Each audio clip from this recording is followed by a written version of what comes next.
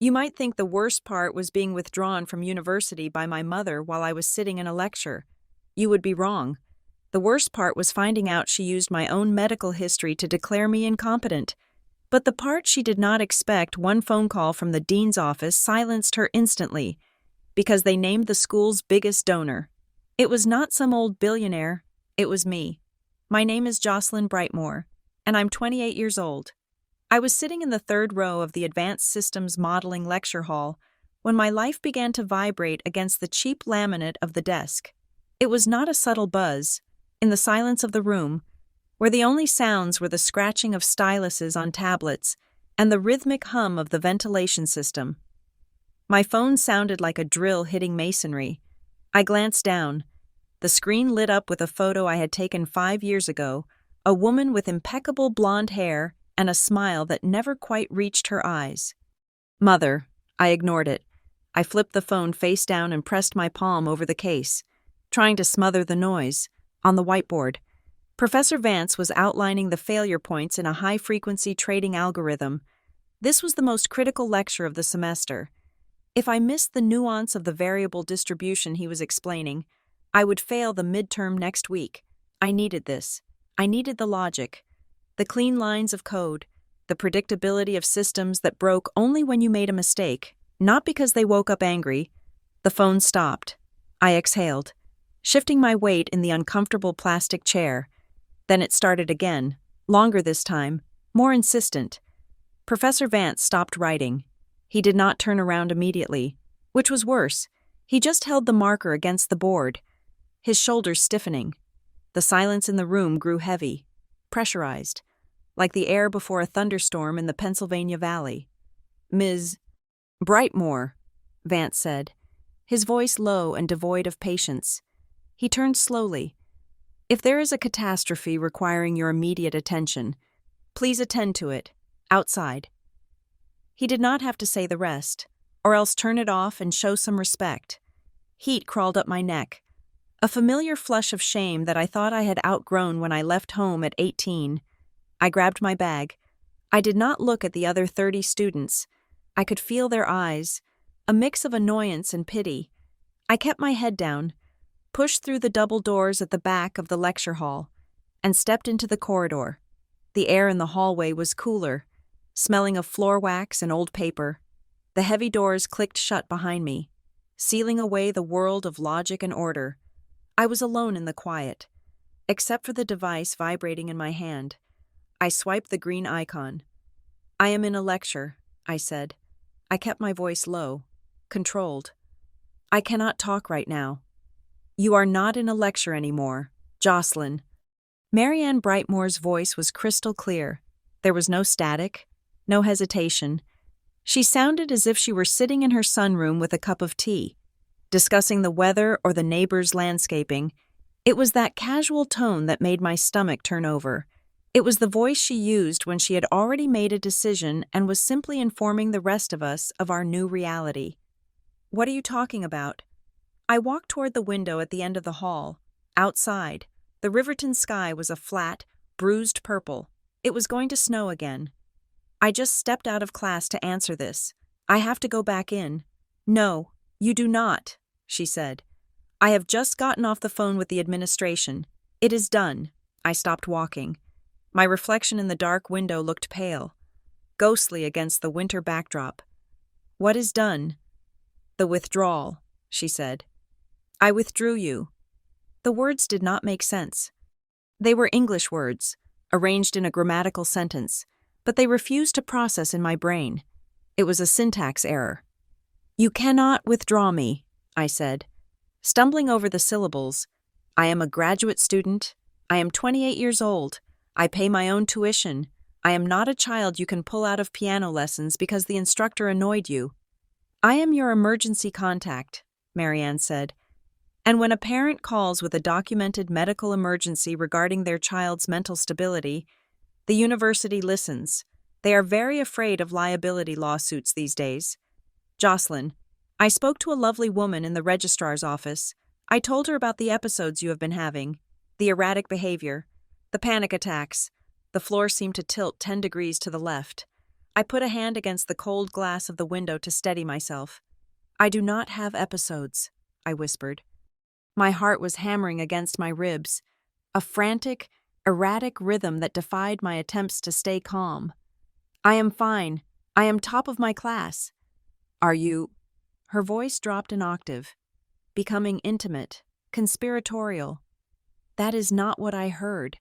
I heard you have not slept in 3 days. I heard you were crying in the bathroom at your apartment last Tuesday because the pressure was too much. I heard you told Isaac you felt like you were drowning. The air left my lungs. I froze. I had said that. I had said those exact words.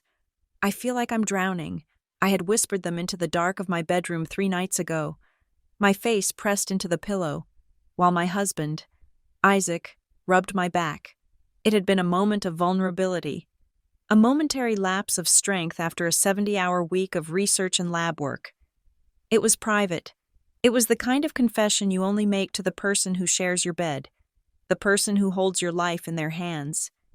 Marianne could not know that. Unless she had been in the room, or unless someone had handed her the ammunition, a coldness that had nothing to do with the Pennsylvania winter spread through my chest. It started in my stomach and radiated outward, freezing my blood. Who told you that? I asked. My voice sounded strange, detached.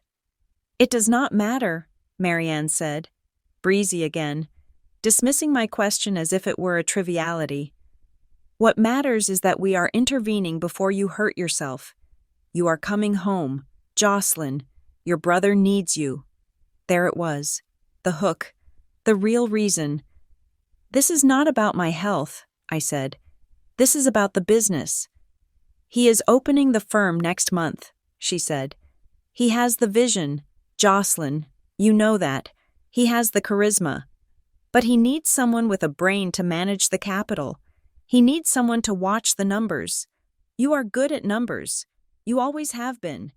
It is the least you can do after everything we have sacrificed for you. I sacrificed, I said. I worked 3 jobs to get here. I took out loans so I would not have to ask you for a single cent.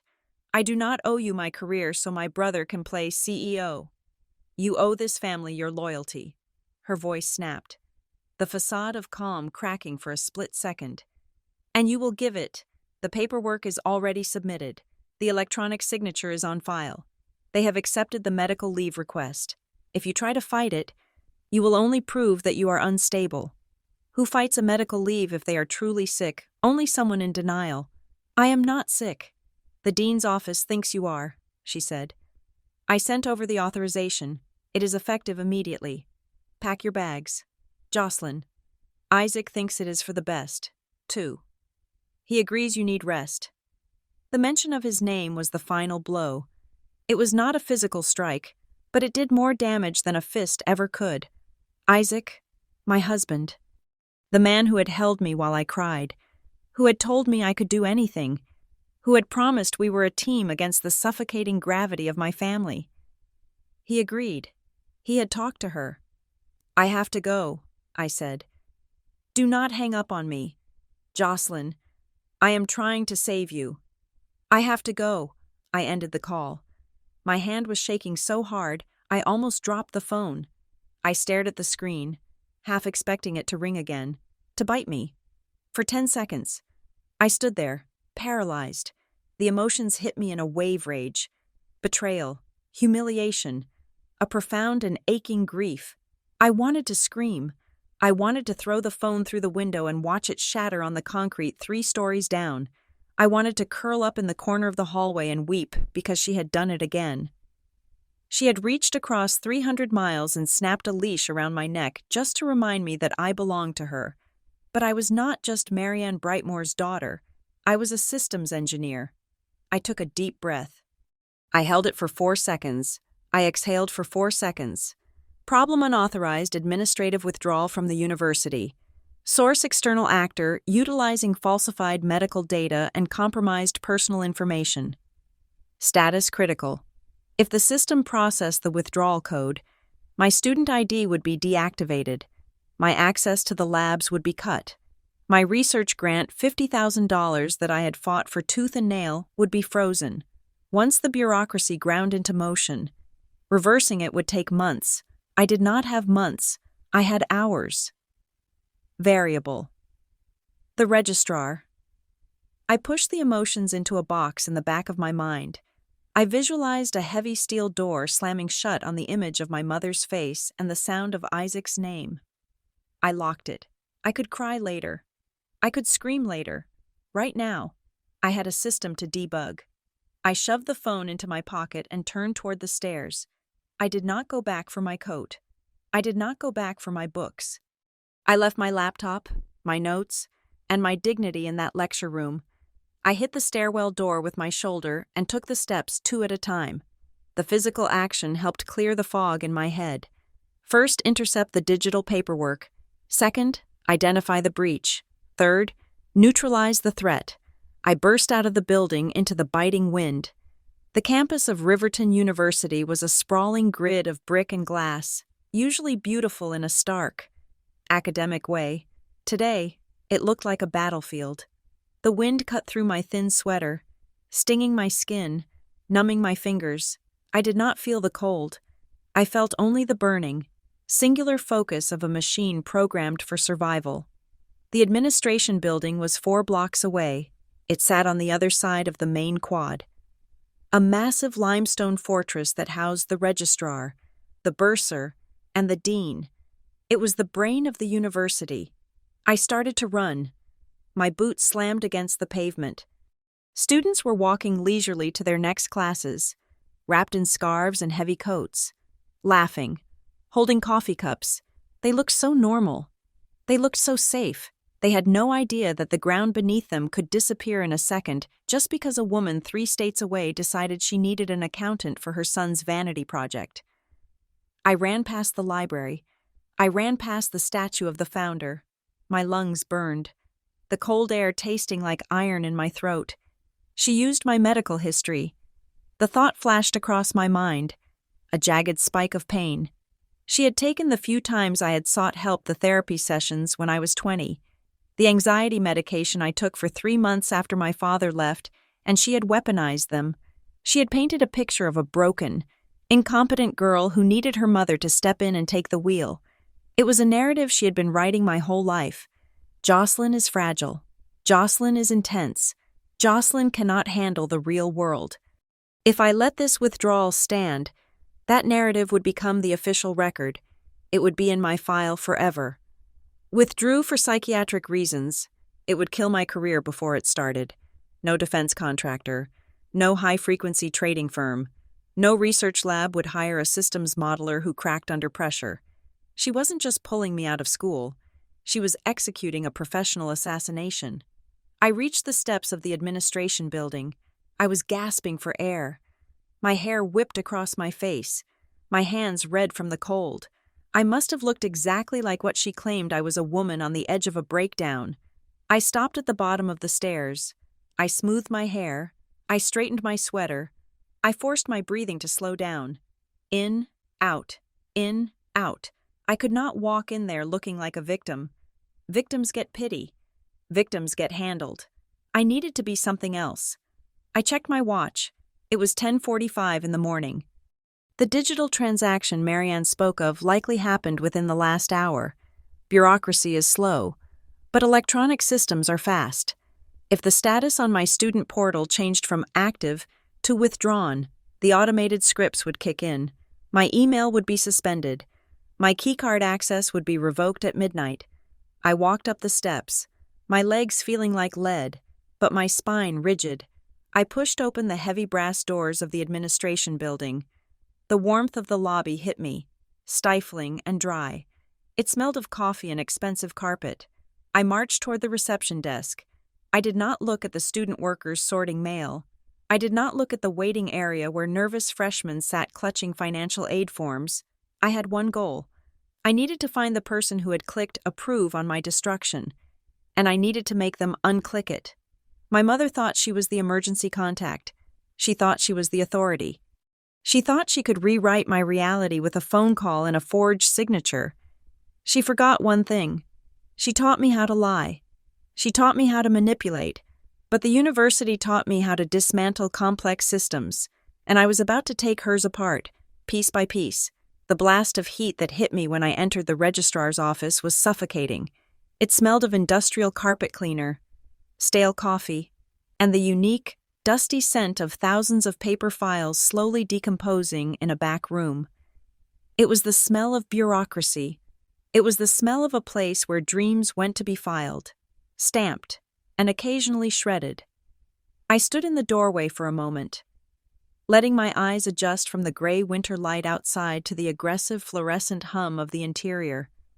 My heart was still hammering against my ribs, a frantic, syncopated rhythm that felt like a bird trapped in a cage, but I forced my face into a mask of absolute neutrality. I could not look like a hysterical daughter. I could not look like the unstable girl my mother had described on the phone. I had to look like a problem that needed to be solved. There was a line. Of course, there is always a line. 3 undergraduates stood ahead of me, shifting their weight in oversized coats, clutching drop-ad forms and looking anxious. I did not have time for the line. I walked past them. I felt their eyes on my back, a mix of indignation and curiosity. But I kept my focus on the front counter. A student worker was sitting there. He looked to be about 19 years old, wearing a faded university hoodie and a headset that was pulled down around his neck. He was clicking his mouse with a slow, rhythmic lethargy that made me want to reach through the glass partition and shake him. "Excuse me," I said. He did not look up immediately. He finished typing a sentence, then slowly, agonizingly slowly, swiveled his chair to face me. "Line starts back there," he said, pointing a thumb over his shoulder without making eye contact. "This is a security emergency," I said. My voice was low, but I pitched it with the same hard edge I used when presenting a failing model to a room full of engineers. "I need you to look up my record immediately." He blinked, finally looking at me. He saw the wind-burned red on my cheeks, the damp hair plastered to my forehead from the run across campus. But mostly, he saw the eyes. I knew what my eyes looked like right now. They looked like cold fusion. "Name," he asked, his hand hovering over the keyboard. "Jocelyn Brightmore, student ID 800-95-421. He typed the numbers. Clack, clack, clack. Every keystroke felt like it took an hour. I watched his face through the glass. I watched for the recognition. For the moment the system told him who I was. He hit enter. He stared at the screen. Then he blinked again. His posture changed. The slouch vanished. He leaned in closer to the monitor, his brow furrowing. He moved the mouse, clicked something, and then clicked it again, as if he did not believe what the pixels were telling him. He said. That single syllable was the sound of a system failure. "What is it?" I asked. "Tell me exactly what you see." He looked up at me, and the boredom was gone. In its place was a guarded, nervous look. He had gone from an indifferent bureaucrat to a witness at a crime scene. "It says you are withdrawn," he said. "Status changed to inactive. The timestamp is 10:13 this morning." 10:13. That was 40 minutes ago. That was 10 minutes before my mother called me. She had executed the kill shot before she even warned me. "I did not withdraw," I said. "I was in a lecture at 10:13. Who initiated the request?" The student worker hesitated. "I am not supposed to share." "Who initiated the request?" I interrupted him. "Look at the initiator field." "Does it say student?" He looked back at the screen. He swallowed. "No, it says proxy. And then in the notes, it lists medical emergency." "And the authorization?" I pressed. "There has to be a document. You cannot withdraw a graduate student without a signature." "There is an attachment," he said. "A PDF. It is labeled Medical Power of Attorney and Withdrawal Consent." "Open it." "I can't." "Turn the monitor." He looked around for a supervisor, but the office behind him was empty for the moment. The pressure of my stare was a physical weight on his shoulders. Slowly, reluctantly. He rotated the screen on its swivel arm so I could see it. There it was. The interface was a dull gray and blue. a grid of data fields that defined my existence at the university. Brightmoor, Jocelyn, status inactive, reason code medical/psychiatric, and there, in the preview window, was the document. I leaned in, my breath fogging the glass partition slightly. It was a scanned document, high contrast, black and white. It looked official. It had the header of a legal firm I did not recognize. It had paragraphs of dense legalese declaring me mentally incompetent and granting Marianne Brightmoor full authority to make educational and financial decisions on my behalf. And at the bottom, there was a signature, Jocelyn Brightmoor. I stared at that signature. The world around me seemed to narrow down to that 1 inch of black ink on a white screen. The noise of the office, the ringing phones, the hum of the heater, the murmur of the students behind me faded into a dull roar. It was a good forgery. To the untrained eye, to a tired administrator just trying to clear their queue, it looked perfect. But I did not have an untrained eye. I spent my life looking for patterns in chaos. I spent my days analyzing data sets for anomalies that were invisible to the naked eye. "That is fake," I whispered. "It looks real," the student worker said, sounding defensive. "It has a notary stamp." "Look at the signature," I said, pointing a shaking finger at the glass. "Look at the tail of the Y in Jocelyn. Do you see how it loops? It has a jagged edge. That is pixelation. The rest of the document is vector text crisp. Clean lines. The signature is a raster image. It was copied and pasted from another source." I leaned closer, my mind racing through a catalog of memories, trying to place that specific loop, that specific slant of the J. Then I found it. It hit me with the force of a physical blow, the birthday card. 3 years ago, on my brother's 25th birthday, I had been running late. I had bought a card at a gas station and signed it on my lap in the car. Balancing the card on the steering wheel while I waited at a red light, the surface was uneven. My hand had slipped slightly on the J because the steering wheel leather was textured. I looked at the screen. That same slip, that same texture-induced wobble in the ink. She had kept the card. She had scanned it. She had cropped my signature out of a message of love I had written to my brother. And she had pasted it onto a document designed to destroy me. The cruelty of it was so precise, so efficient, that I almost admired it. It was not just fraud. It was an act of emotional cannibalism. "That signature was lifted from a greeting card," I said. My voice was trembling now. Not from fear, but from a cold, hard rage that was solidifying in my gut. "And look at the date. The document is dated today, January 22nd, but the notary stamp, look at the expiration date on the stamp. It is blurred. Why would the stamp be blurred if the text next to it is sharp? Because the stamp is a low-quality JPEG pasted in as well." The student worker was staring at me, wide-eyed. He did not understand the forensic details, but he understood the intensity. He understood that I was not a student trying to get out of a class. I was a woman watching her murder being plotted on a Dell monitor. "I need a supervisor," he squeaked. "You need the registrar," I said, as if summoned by the sheer force of the crisis. A door at the back of the office opened. Lenora Keats stepped out. I knew Lenora, not personally, but I knew her reputation. She had been running this office for 15 years.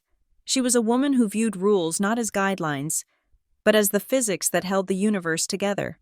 She wore a charcoal blazer that looked like armor, and her glasses hung on a chain around her neck. She looked tired. She looked like a woman who had already dealt with 3 crises before lunch and did not want a 4th. She saw the student worker's pale face. She saw me, standing rigid at the counter. She saw the monitor turned the wrong way. "Tyler," she said, her voice dry and authoritative. "Why is the monitor facing the public?" "She said it is a forgery." "Ms. Keats," Tyler stammered. "The withdrawal. She says she didn't do it." Lenora's eyes snapped to mine. She assessed me in a single second. She checked for the signs of the medical instability my mother had undoubtedly warned her about. She looked for the manic energy, the dilated pupils, the disheveled clothing of a breakdown. What she saw was a woman standing in a stillness so absolute it was terrifying. "Ms. Brightmore," Lenora said. She didn't ask who I was. She knew. "Please, come into my office." She held the door open. It was not an invitation. It was a containment protocol. I walked past the counter, past the gaping Tyler, and into her office. It was a small room, lined with bookshelves that smelled of lemon polish and dust. The blinds were drawn halfway, casting slats of gray light across the desk. Lenora closed the door and locked it. The click of the latch was loud in the small space. "Please sit," she said, moving behind her desk. "I will stand," I said. "I do not plan to be here long enough to get comfortable. I need you to reverse the transaction." Lenora sighed. She took off her glasses and rubbed the bridge of her nose. "Ms. Brightmore, your mother called us this morning. She was extremely persuasive. She provided documentation indicating that you are suffering from a severe psychotic break and are a danger to yourself. She invoked her status as your emergency proxy to initiate a medical withdrawal to get you into a facility. I am standing right here," I said. "Do I look like I am in a psychotic break? Do I look like I need a facility?" "You look remarkably composed," Lenora admitted. "But mental health crises can be deceptive. And the paperwork is a felony," I cut in. "It is forgery, identity theft, wire fraud. Since she transmitted it across state lines." Lenora looked at the file on her desk. "Those are heavy words. Jocelyn." "I have lighter ones," I said. "IP address, server logs, metadata." I stepped closer to her desk. I placed my hands on the wood, leaning in. "Check the access logs," I said. "The withdrawal was submitted at 10:13. Check the IP address of the submission. I guarantee you it resolves to a residential internet provider in Connecticut. Now, pull the login logs for the university's central computing cluster." At 10:13, my user ID was logged into the simulation server. The IP address for that session will be the Systems Engineering Lab, Terminal 4, right here on campus. I paused, letting the data sink in. Unless I have the ability to be in two states at once, or unless I have mastered the art of telepathy to log into my mother's Wi-Fi from 300 miles away, I did not submit that withdrawal. Lenora stared at me. I could see the gears turning behind her eyes. She was an administrator, but she was not stupid. She knew how systems worked. 2 logins, 2 locations, 1 timestamp. It was a physical impossibility. "If what you are saying is true," she started, her voice trailing off. Then, she stopped. She tilted her head slightly. From the hallway outside her office, or perhaps from the office next door, where the Dean of Students' executive assistant sat, a voice drifted in. The walls in the administration building were thick, old plaster and lathe, but they were not soundproof, and the voice on the other side was not using an inside volume. It was a voice projected on speakerphone, loud, shrill, and vibrating with entitlement. "I do not care about your protocols. I am trying to save my daughter's life. She is sick.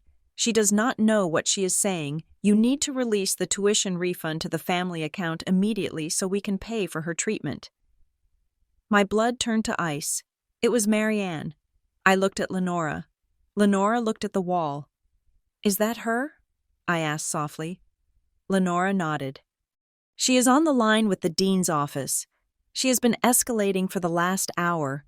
She is demanding an immediate transfer of your tuition balance and your housing stipend to a private account. She says she needs to book the clinic today." I laughed. It was a short, sharp sound, devoid of humor. "There it is. The clinic. There is no clinic. Ms. Keats, there is just a business loan my brother needs to secure by Friday. That is my tuition money she is screaming for." I pointed at the wall, where the muffled voice was still ranting about ungrateful children and legal rights. "Listen to her," I said. "Does that sound like a mother crying over a suicidal child? Or does that sound like a collection agent trying to close a deal before the bank closes?" Lenora listened. She listened to the tone, the imperious demand, the lack of tears, the focus on the money, the threats of lawsuits if the transfer wasn't instant. Lenora's expression changed. The administrative fatigue vanished, replaced by a sharp, cold realization. She looked at me, standing there in my cheap sweater and worn boots, fighting for my life with data points and logic. Then she looked at the phone on her desk, the gateway to the woman screaming for cash in the next room. She sat down. She reached for her keyboard.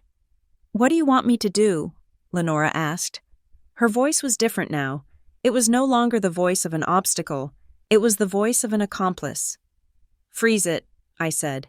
"Do not delete the withdrawal request. That is evidence. Change the status to pending investigation. Lock the account so no new changes can be made without a biometric ID check in this office. And most importantly, Ms. Keats, I need you to export the raw server logs for the last 24 hours to a secure drive where my mother cannot wipe them." Lenora hesitated for one heartbeat, the instinct of a bureaucrat to avoid trouble warring with the instinct of a human being witnessing a predator in action. Then, she typed, "Click, click, click. Account frozen," she said. "Access from external IP addresses disabled. I am pulling the logs now." She looked up at me, and for the first time, there was something like respect in her eyes. It was the look one soldier gives another in a trench. "She is not going to stop," Lenora warned quietly. "If she is on with the dean, she is going to override me in about 10 minutes. "I know," I said. "That is why we are going to the dean's office next. He won't see a student without an appointment. He will see me," I said, "because I am not going in there as a student."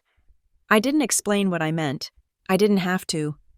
The voice through the wall rose to a shriek, demanding to speak to the manager of the university. Marianne was overplaying her hand. She thought she was shouting at subordinates. She didn't realize she was shouting loud enough to wake the only person in the building who actually owned the place. And she had no idea that the person she was trying to erase was about to walk into the room and introduce herself. The corridor leading to the dean's executive suite was only 50 feet long, but it marked a transition between two completely different worlds. We left the registrar's office with its smell of anxiety and toner dust, and we crossed an invisible threshold into the sphere of true power. Here, the floor was covered in plush, navy blue carpeting that swallowed the sound of our footsteps. The fluorescent lights were replaced by warm, recessed halogen bulbs that made the oak paneling on the walls glow with a rich, honeyed light. The air here was different too. It was cooler, cleaner, and smelled faintly of fresh lilies and old money. Lenora Keats walked beside me, her posture stiff. She was the gatekeeper of the student records, a woman of significant authority in her own domain. But here, she was just a messenger. She looked nervous. I was not nervous. The panic from the lecture hall had evaporated, replaced by a cold, crystalline clarity. I was no longer running. I was hunting. We reached the double mahogany doors at the end of the hall. There was no plaque, no number. If you were here, you knew where you were. Lenora pushed the door open, and we stepped into the outer sanctum. The reception area was larger than my entire apartment. One wall was entirely glass, overlooking the snow-dusted quadrangle below, framing the university like a kingdom to be managed. Sitting behind a desk that looked like it had been carved from a single piece of black walnut was Renee Albright. Renee was not a secretary. She was the executive assistant to the dean of the College of Engineering, which meant she effectively ran the college. She was a woman in her 40s with razor-sharp cheekbones and eyes that missed nothing. I knew her. We had exchanged emails about grant allocations and endowment structures for 3 years. She knew my signature. She knew my bank routing numbers, but she had never seen my face in the context of a student crisis, right now. Renee looked like she was holding a live grenade. She was holding the receiver of her landline phone about 6 inches away from her ear. Even from across the room, I could hear the tinny, distorted scratching of a voice screaming on the other end. It was a sound I knew better than my own heartbeat. It was Marianne. Lenora cleared her throat, but Renee did not look up. She was staring at a notepad where she had been scribbling furiously. "Mrs. Brightmore," Renee said, her voice calm, professional, and utterly unyielding. "I understand your urgency. However, the university has protocols regarding the involuntary withdrawal of a graduate student. We cannot simply liquidate a tuition account based on a phone call." The voice on the other end rose in pitch. I could make out individual words now. Dangerous, unstable, protection, family funds. "She is not safe," Marianne's voice shrieked, loud enough to echo in the quiet room. "I am telling you, my daughter is in the middle of a psychotic break. She does not know who she is. She thinks she is a scientist, but she is a confused child who needs her mother. If you do not process this withdrawal and release the funds to me immediately, I will sue this university for negligence. I will tell the press you held a mentally ill girl hostage for her tuition money." Renee's jaw tightened. She opened her mouth to speak, but then she saw us. Her eyes swept over Lenora and landed on me. For a second, there was confusion. She knew the name Jocelyn Brightmore as a line item in the high-value ledger. She knew the name Jocelyn Brightmore as the student currently being screamed about on the phone, but seeing the two realities collide, the donor and the student, the psychotic child and the composed woman standing in her office, took a moment to process. I did not say a word. I simply stood there. I stood with my spine straight, my hands relaxed at my sides, looking directly into her eyes. I let her see the absolute absence of hysteria. I let her see the engineer who had designed the very scholarship fund she managed. Renee's eyes widened slightly. The recognition locked into place. The confusion vanished, replaced by a sudden, sharp intake of breath. She understood. She looked at the phone in her hand. Then she looked back at me. A look passed between us, an acknowledgement of the absurdity, the insult, and the shift in the balance of power. Renee lifted the receiver back to her ear. She did not sit down. She stood up. "Mrs. Brightmore," Renee said. Her tone had changed. The polite administrative patience was gone. In its place was the icy steel of a woman who realized she was being lied to by someone much less important than she was.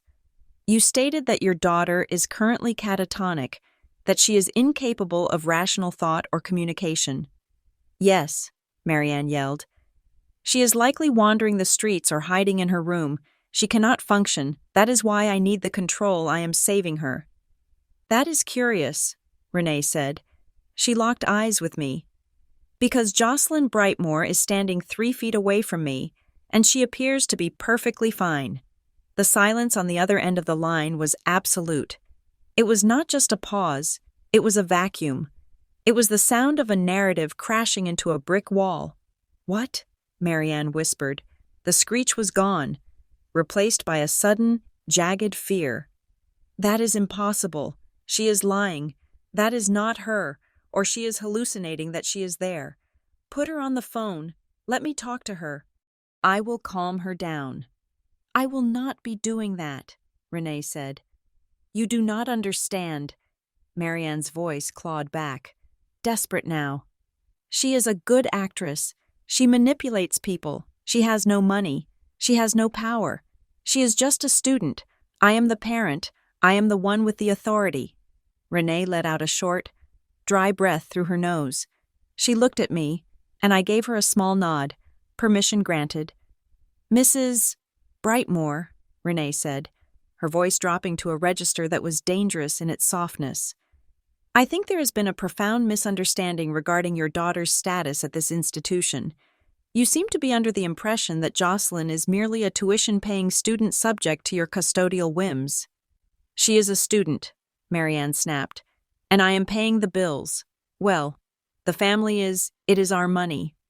"No," Renee said, "it is not." Renee reached across her desk and picked up a thick, leather-bound portfolio. She flipped it open with a heavy thud. "Let me clarify who you are trying to defraud," Renee said. She spoke the words slowly, articulating every syllable like a judge reading a verdict. "Jocelyn Brightmore is not just a graduate student. She is the chair of the Brightmore Innovation Trust. Are you aware of what that means?" Trust, Marianne stammered. Eleanor's trust. That is just a little savings account for school. Jocelyn controls nothing. She is a child. That little savings account currently holds an endowment of $42 million, Renee said. I heard a gasp on the other end of the line. It was a wet, choking sound. Marianne did not know the number. She knew there was money. She knew Aunt Eleanor had left me something, but she had never known the scale. I had kept the books sealed. I had kept the compound interest quiet. Renee continued, her voice relentless. In the last 5 years, your daughter has personally authorized donations totaling $12,500,000 to this university. She is the sole financier of the Brightmoor Innovation Atrium, the building where your son would have taken his remedial math classes if he had been accepted here. No, Marianne whispered. That is a lie. She also funds the Distinguished Fellowship in Systems Modeling, Renee went on, ignoring the interruption. A fully paid scholarship program that supports 6 doctoral candidates a year. That is another $3 million. She sits on the Strategic Advisory Board for the College of Engineering. When the dean needs to approve a new research initiative, he does not call you Mrs. Brightmoor. He calls Jocelyn. The room was silent except for Renee's voice and the faint hum of the hard drive on her desk. I watched the snow falling outside the window. I felt a strange detachment. Hearing the numbers read out loud like that, listed as cold, hard facts, made them feel real in a way they never did when I was looking at them on a spreadsheet. To my mother, I was a resource to be harvested, to the world she desperately wanted to impress. I was a titan. You are lying, Marianne said, but her voice was shaking. The bravado was cracking. That is family money. Eleanor was my sister. That money belongs to the family. If Jocelyn signed it away, she did it without permission. She is mentally incompetent. This proves it. She is giving away our inheritance. She is managing her assets, Renee corrected sharply. The trust deed is explicit. Jocelyn Brightmoor has sole discretion, and more importantly, the tuition account you are trying to drain, the one you claimed was necessary for her medical treatment. Renee paused for effect. That account was funded by a personal check from Jocelyn's private dividends 3 weeks ago. It is not your money. It never was your money, and attempting to access it by impersonating a medical proxy and submitting falsified documents is not a family dispute. Mrs. Brightmoor, it is wire fraud. It is bank fraud.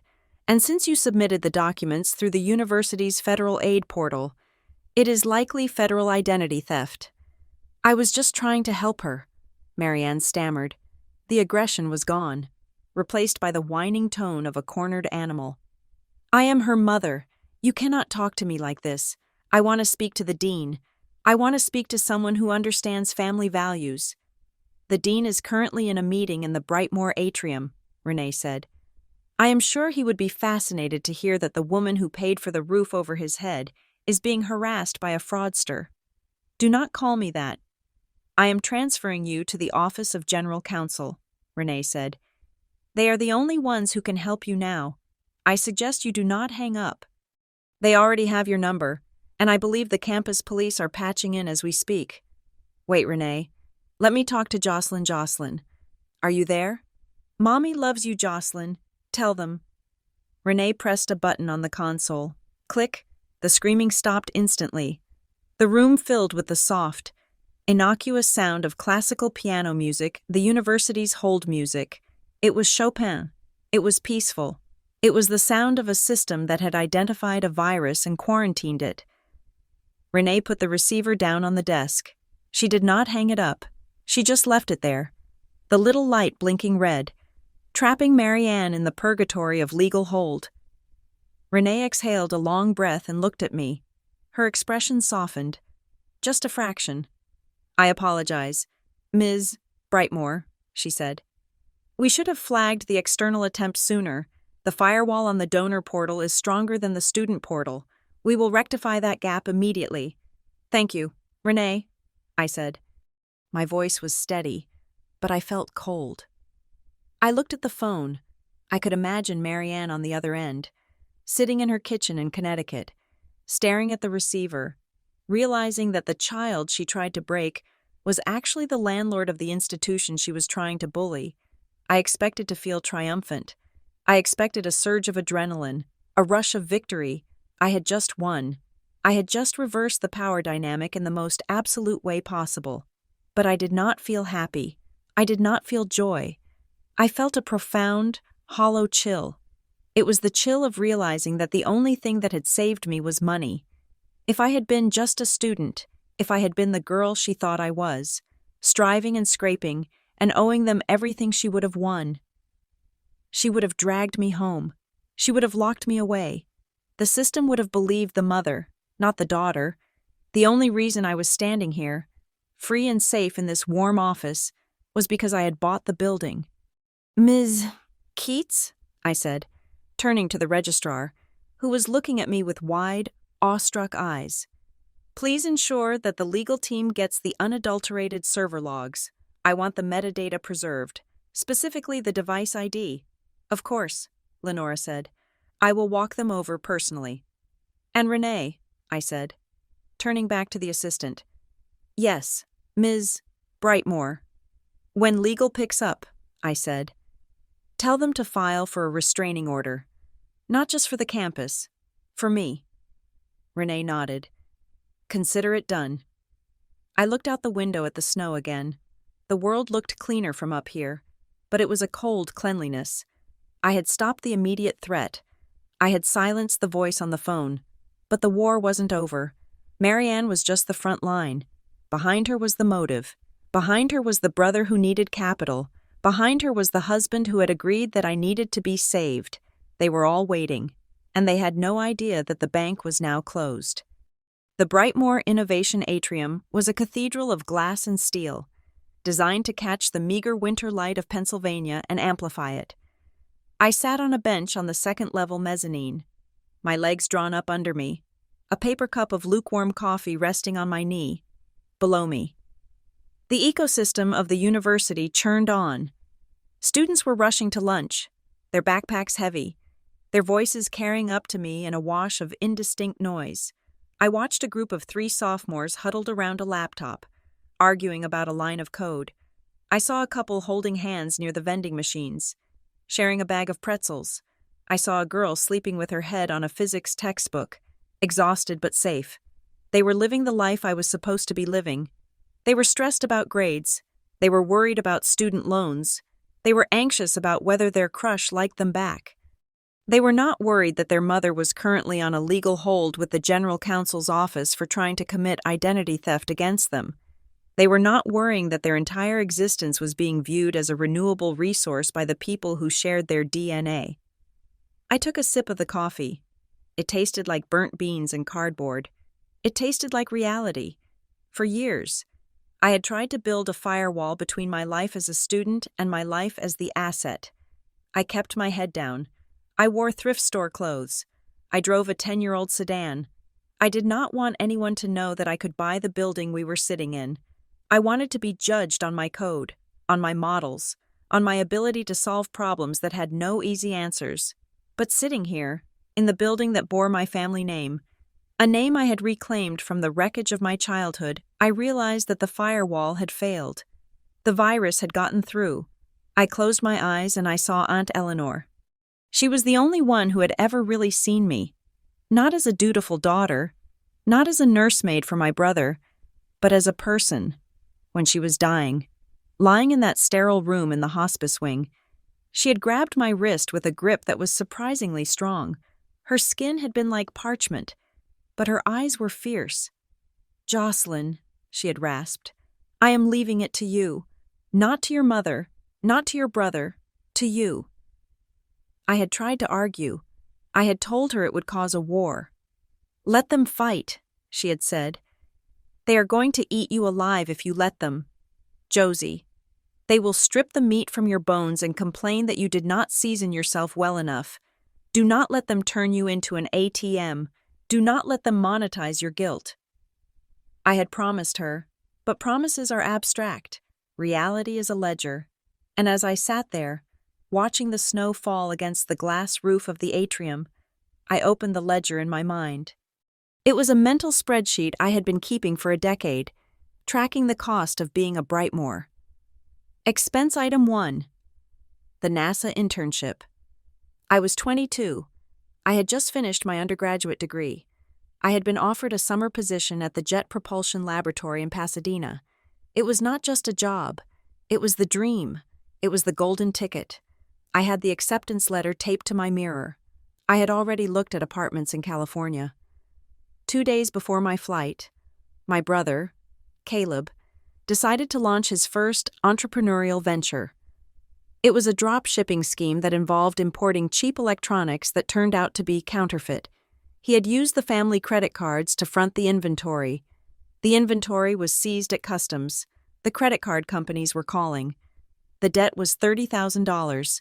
Marianne had called me, sobbing. She said Caleb was going to jail. She said the stress was giving her heart palpitations. She said if I left for California now, while the family was drowning, I was abandoning them. "We need you here to talk to the lawyers," she had said. "You speak their language. You understand the numbers. Caleb is just a boy. He made a mistake. Are you really going to go look at stars while your brother's life is ruined?" I canceled the flight. I declined the internship. I spent that summer sitting in a humid office in Connecticut, negotiating payment plans and writing apology letters to customs officials. I saved Caleb from a felony charge. Return on investment 0. Caleb called me a buzzkill because I made him sell his car to pay back part of the debt. I lost the NASA connection forever. Expense item 2. The year of silence. I was 24. The trust fund had just vested, but I had kept it secret. As Eleanor instructed, Marianne wanted to remodel the kitchen.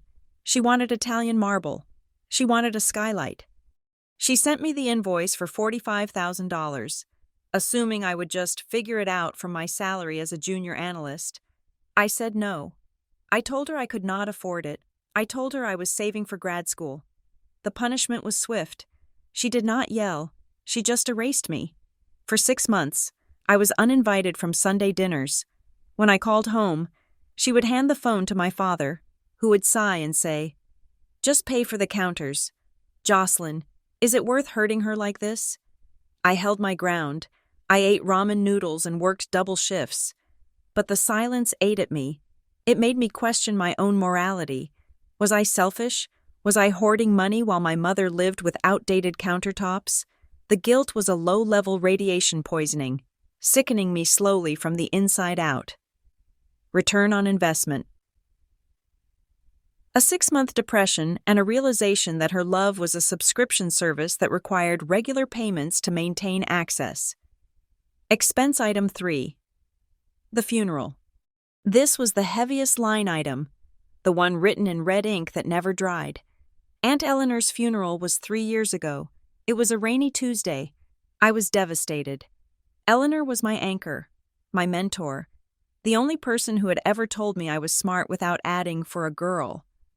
I stood by the gravesite, the mud seeping into my heels, trying to say goodbye. I wanted to remember her laugh. I wanted to remember the smell of her peppermint tea.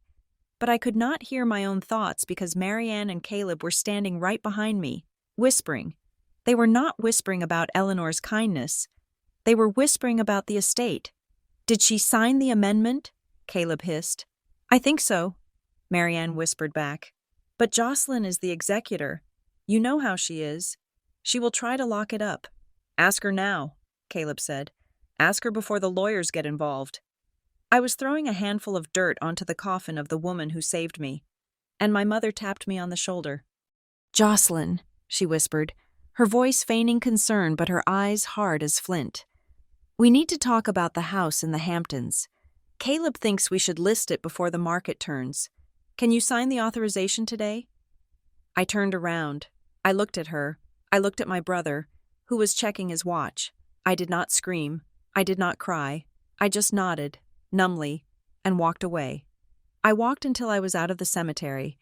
I walked until I found a bar, and I sat there for 4 hours, staring at a glass of water. They had stolen my grief. They had turned a funeral into a board meeting. Return on investment, the total loss of the illusion that I had a family. That was the day the ledger finally balanced. That was the day I realized that to them, I was not a person, I was a resource. I was an oil well. And you do not mourn an oil well. You pump it until it runs dry. I shook my head, clearing the memories. The coffee in my cup was cold now. The vibration in my pocket startled me. It was a sharp, aggressive buzz, not the rhythm of a notification, but the sustained vibration of a call. Then it stopped. Then a text message pinged. I pulled the phone out. Sender Isaac. I stared at the name. My husband. The man I had married because he seemed so different from them. He was a landscape architect, gentle, earthy, obsessed with soil pH and native plants. He claimed to hate drama. He claimed to love my quiet strength. I opened the message. Isaac. Jocelyn, please come home. We need to talk. Mom is panicking. She says there is a legal misunderstanding. Let's sit down and fix this before it goes too far. I read the text twice. Mom is panicking. Wait, I sat up straighter on the bench. The engineer in me, the part of my brain that modeled systems and looked for anomalies, suddenly lit up. Marianne was in Connecticut. That was a 5-hour drive away. I was in Pennsylvania. Isaac was at our apartment, 3 miles from campus.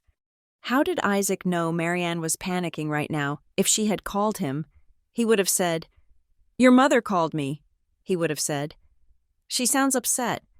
But he wrote, "Mom is panicking," present tense, immediate, as if he was witnessing the panic in real time, as if he was managing it. And the phrase, legal misunderstanding, I had not told Isaac about the legal hold. I had not told him about the identity theft accusation Renee Albright had leveled at my mother 20 minutes ago. I had not told him that the police were involved. So how did he know it was a legal issue?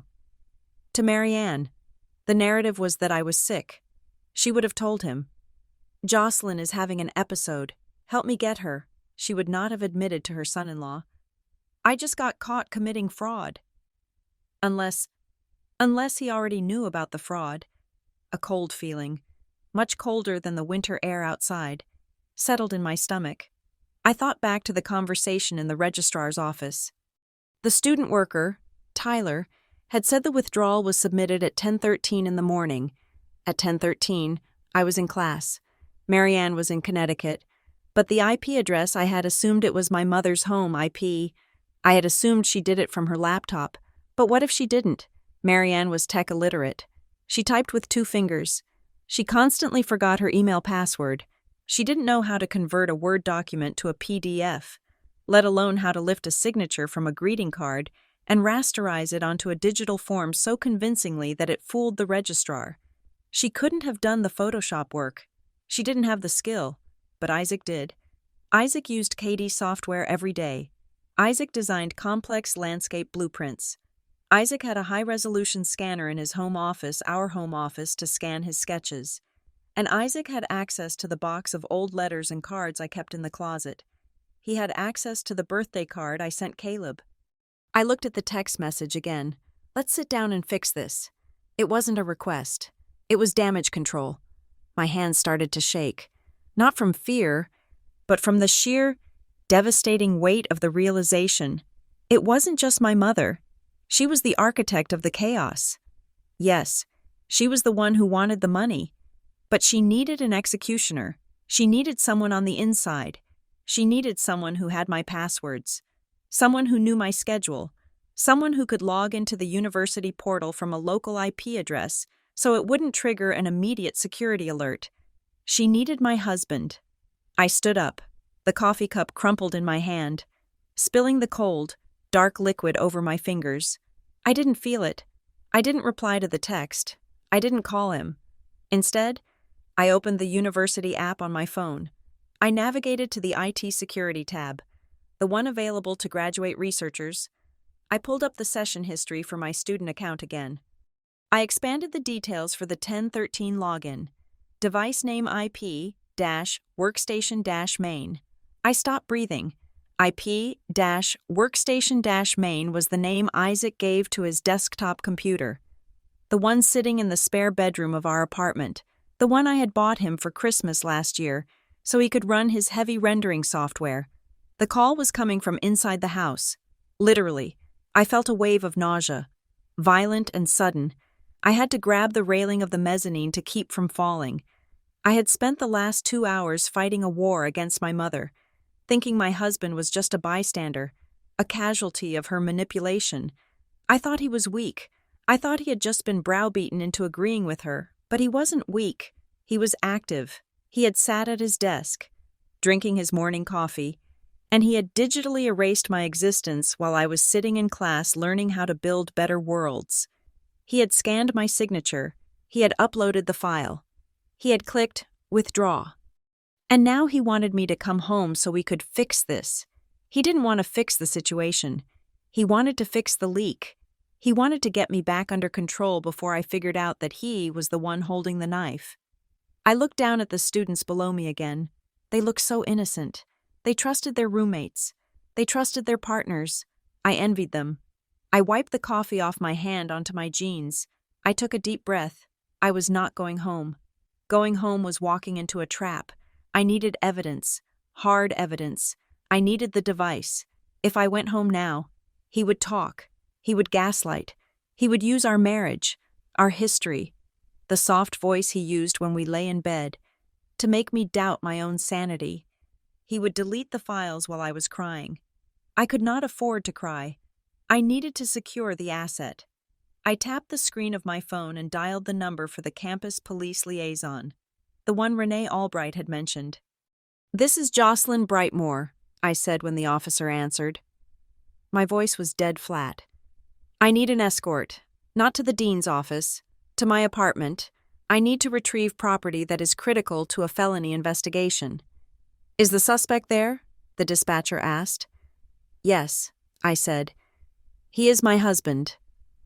The office of General Counsel was located in the basement of the administration building, a stark contrast to the plush, sun-drenched offices of the dean. Down here, there were no windows and no mahogany. There was only steel filing cabinets, white walls, and the low, aggressive hum of servers cooling the university's legal brain. I sat across from Marcus Halloway, the university's lead attorney. He was a man who looked like he had been carved out of granite, with graying hair and a suit that cost more than my first car. He did not look like a therapist. He did not look like a guidance counselor. He looked like a weapon. "Let us be precise about the terminology. Ms. Brightmore," Halloway said. He was typing on a laptop, his fingers moving with a percussive rhythm. "We are moving past familial dispute. We are entering the territory of criminal misconduct."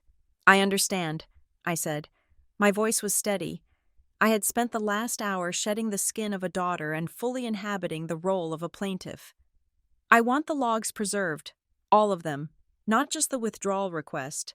I want the login history for the last 6 months. I want the simulation server access logs. I want the IP addresses for every single time my password was used outside of campus geolocations." "Already initiated," Halloway said. "We have issued a preservation order to IT.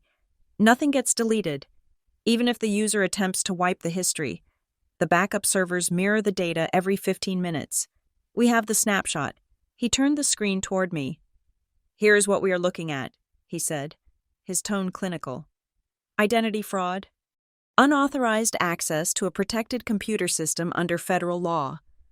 Falsification of academic records. And since the withdrawal request included a demand to transfer funds across state lines to a bank in Connecticut, we are looking at wire fraud." Hearing the charges listed like that was grounding. It took the emotion out of it. It wasn't my mother betraying me anymore. It was Subject A committing felonies X, Y, and Z. "The document she submitted," Halloway continued, pulling up the digital file of the medical power of attorney. "This is not just a forgery. It is a clumsily executed one, but the intent is malicious. She attempted to strip you of your legal agency in the eyes of the law. She tried to declare you a non-person. She thinks she is saving me," I said, mostly to myself. "The motive is irrelevant to the statute," Halloway cut in. "The act is the crime. We are freezing the student record. From this moment forward, Ms. Brightmore, you are a ghost in the system to everyone but three people: me, the registrar, and the dean. We are implementing a protocol called high-value target security. He slid a piece of paper across the table. You need to sign this. It states that no changes, none can be made to your academic, financial, or residential status without your physical presence in this office. You must present government-issued photo identification, and you must provide a new, rotating 6-digit PIN that we are generating right now. I picked up the pen. My hand did not shake. I signed my name. It felt like I was signing a treaty, or perhaps a declaration of war.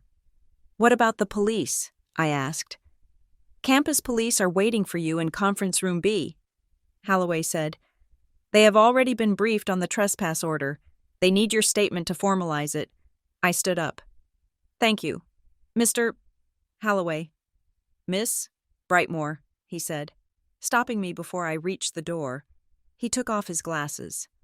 I represent the university. My job is to protect the institution.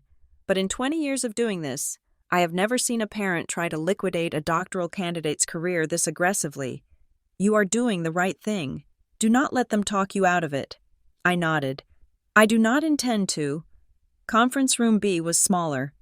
Smelling of stale coffee and sanitizer, Officer Maria Mendez was waiting for me. She was a woman in her 40s with a kind face but eyes that were trained to spot liars. She had a digital recorder on the table. State your name for the record, she said. Jocelyn Brightmore. And your relationship to the subject. Marianne Brightmore. She is my mother. The interview lasted 45 minutes. It was grueling. Not because the questions were hard, but because they forced me to articulate the abuse. I had to explain the patterns. I had to explain how the calls always came when I was succeeding. I had to explain the financial entanglement. When I got to the part about the fake medical diagnosis, Officer Mendez stopped writing. She looked up. We are seeing this more often, she said quietly. What? I asked. The weaponization of wellness, she said. Parents, usually of high-achieving female students, contacting the university claiming their daughter is having a breakdown. They use it to gain access. They use it to force a withdrawal. They leverage the university's fear of liability to take control of the student's life. It is a control tactic. They call it saving you, but it is actually about rendering you dependent again. I felt a chill run down my spine. I thought I was alone. I thought my family was uniquely broken. To hear that there was a pattern, a category of behavior that had a name, was both validating and horrifying. She called the dean, I said. She screamed that I was psychotic. She was establishing a narrative, Mendez said. If you react with anger, you prove her point. If you cry, you prove her point.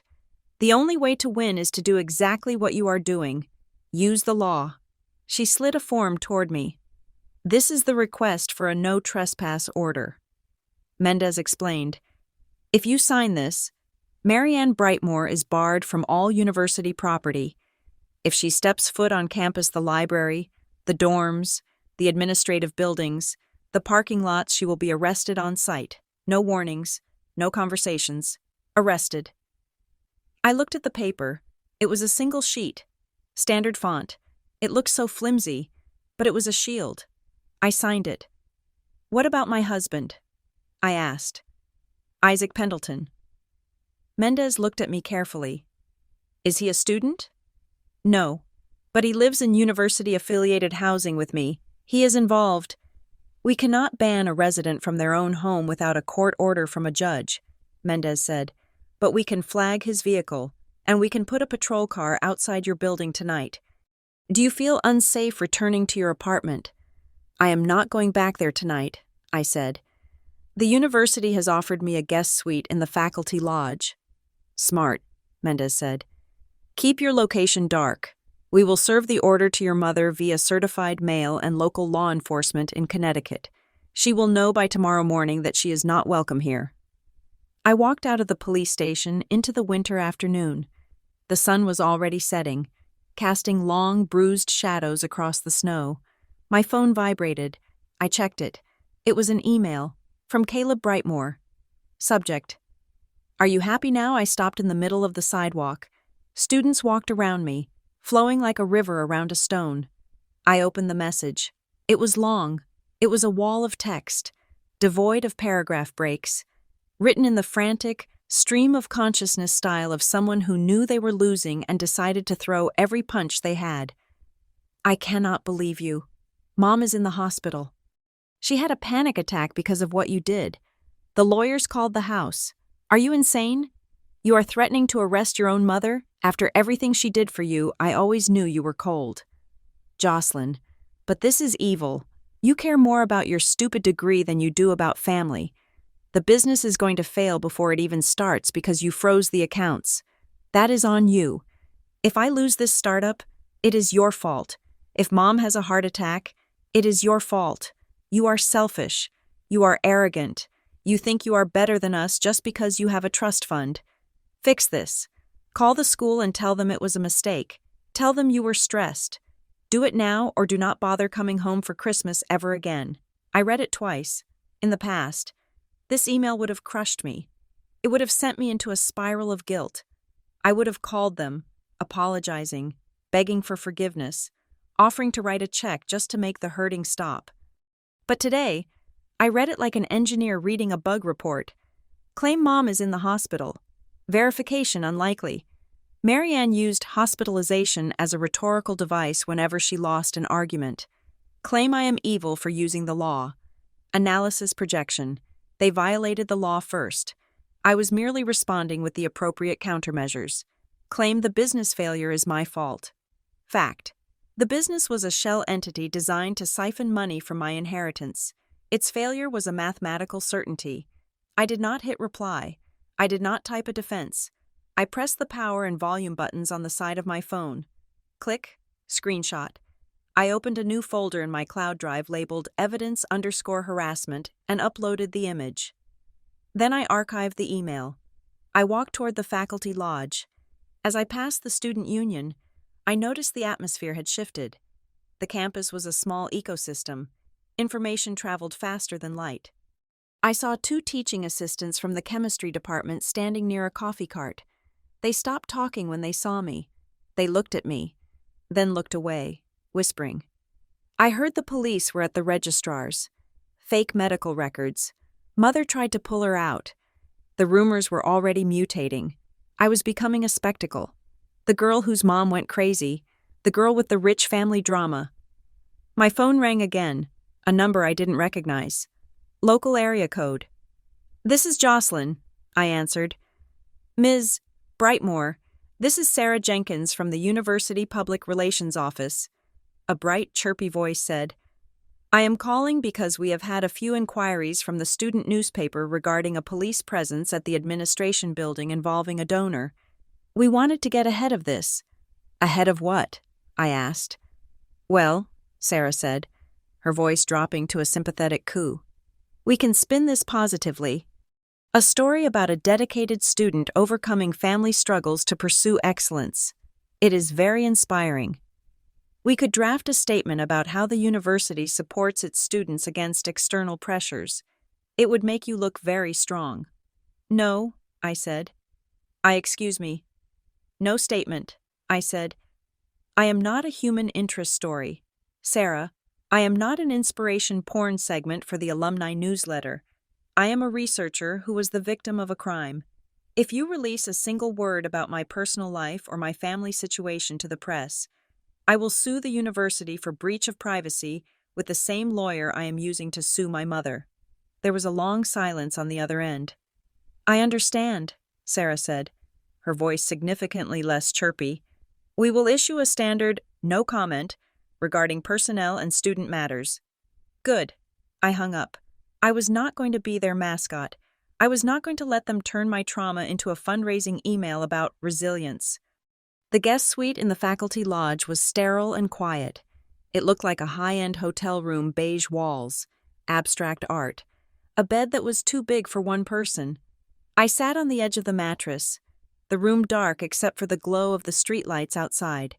It was 9 o'clock at night.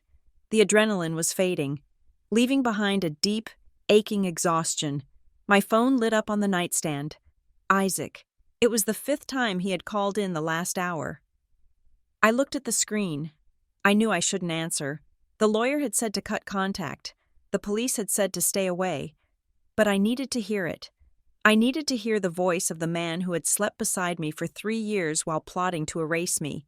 I needed to know if there was any part of him that was real, or if the entire marriage had been a long con. I picked up the phone. "Hello," I said. "Jocelyn?" Isaac's voice filled the room. It wasn't angry. It wasn't the voice of a co-conspirator. It was soft, warm, wrapped in the familiar intimacy of our life together. It was the voice he used when he woke me up on Sunday mornings. "Baby, where are you? I have been so worried. I came home and you weren't there. The apartment feels empty." "I am safe," I said. "I know you are stressed," he said, his voice lowering to a soothing hum. "I talked to your mom. She is a mess. Jocelyn, she is just sobbing. She didn't mean to scare you. She loves you so much. You know, she gets intense, but it comes from love. She thought you were spiraling, and she panicked. She committed fraud." "Isaac," I said. "It's not fraud. Baby," he said, a little laugh escaping his lips, as if I had said something silly. "It's family. Families do crazy things when they are scared. Look, don't make a big deal out of this. You don't want police involved. That is messy.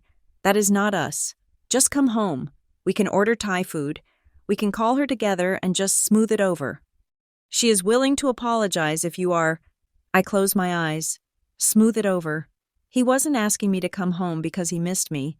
He was asking me to come home because the walls were closing in. He was the containment team. His job was to get the asset back in the box before the legal consequences became irreversible. He didn't know I had seen the logs.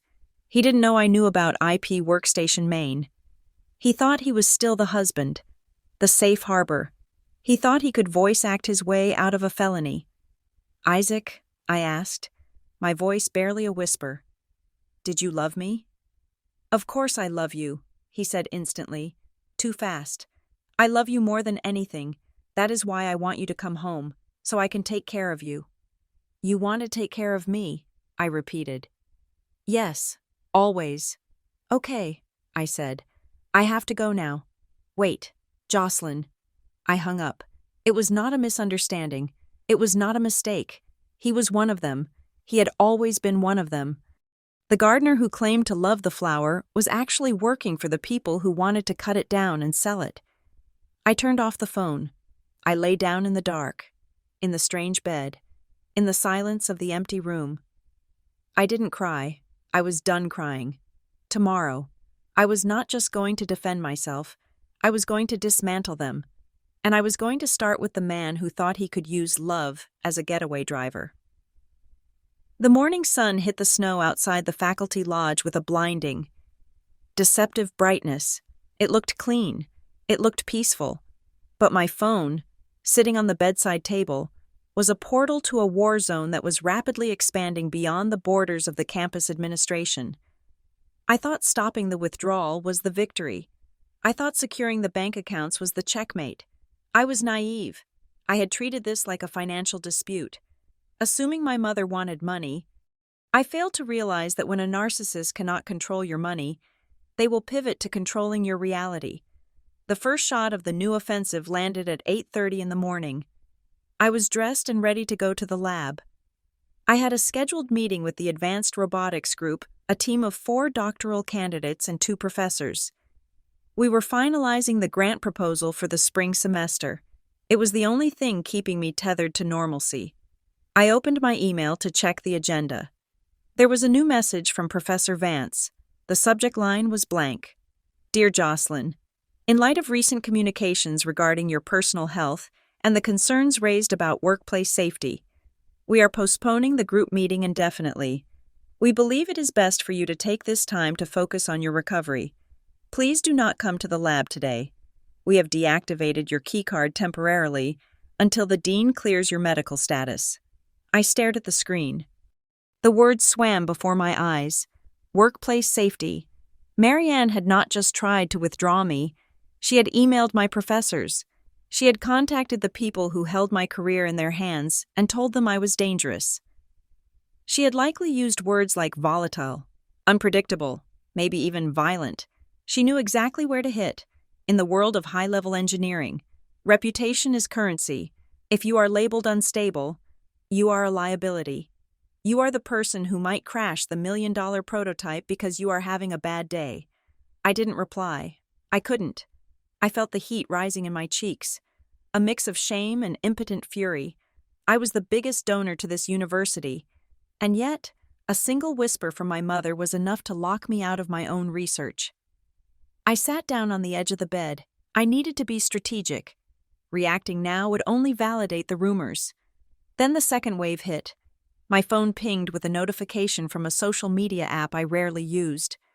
It was a tag. I opened it. It was a post from Caleb. He had not posted a photo. It was just a text status, set against a black background, posted at 2 a.m.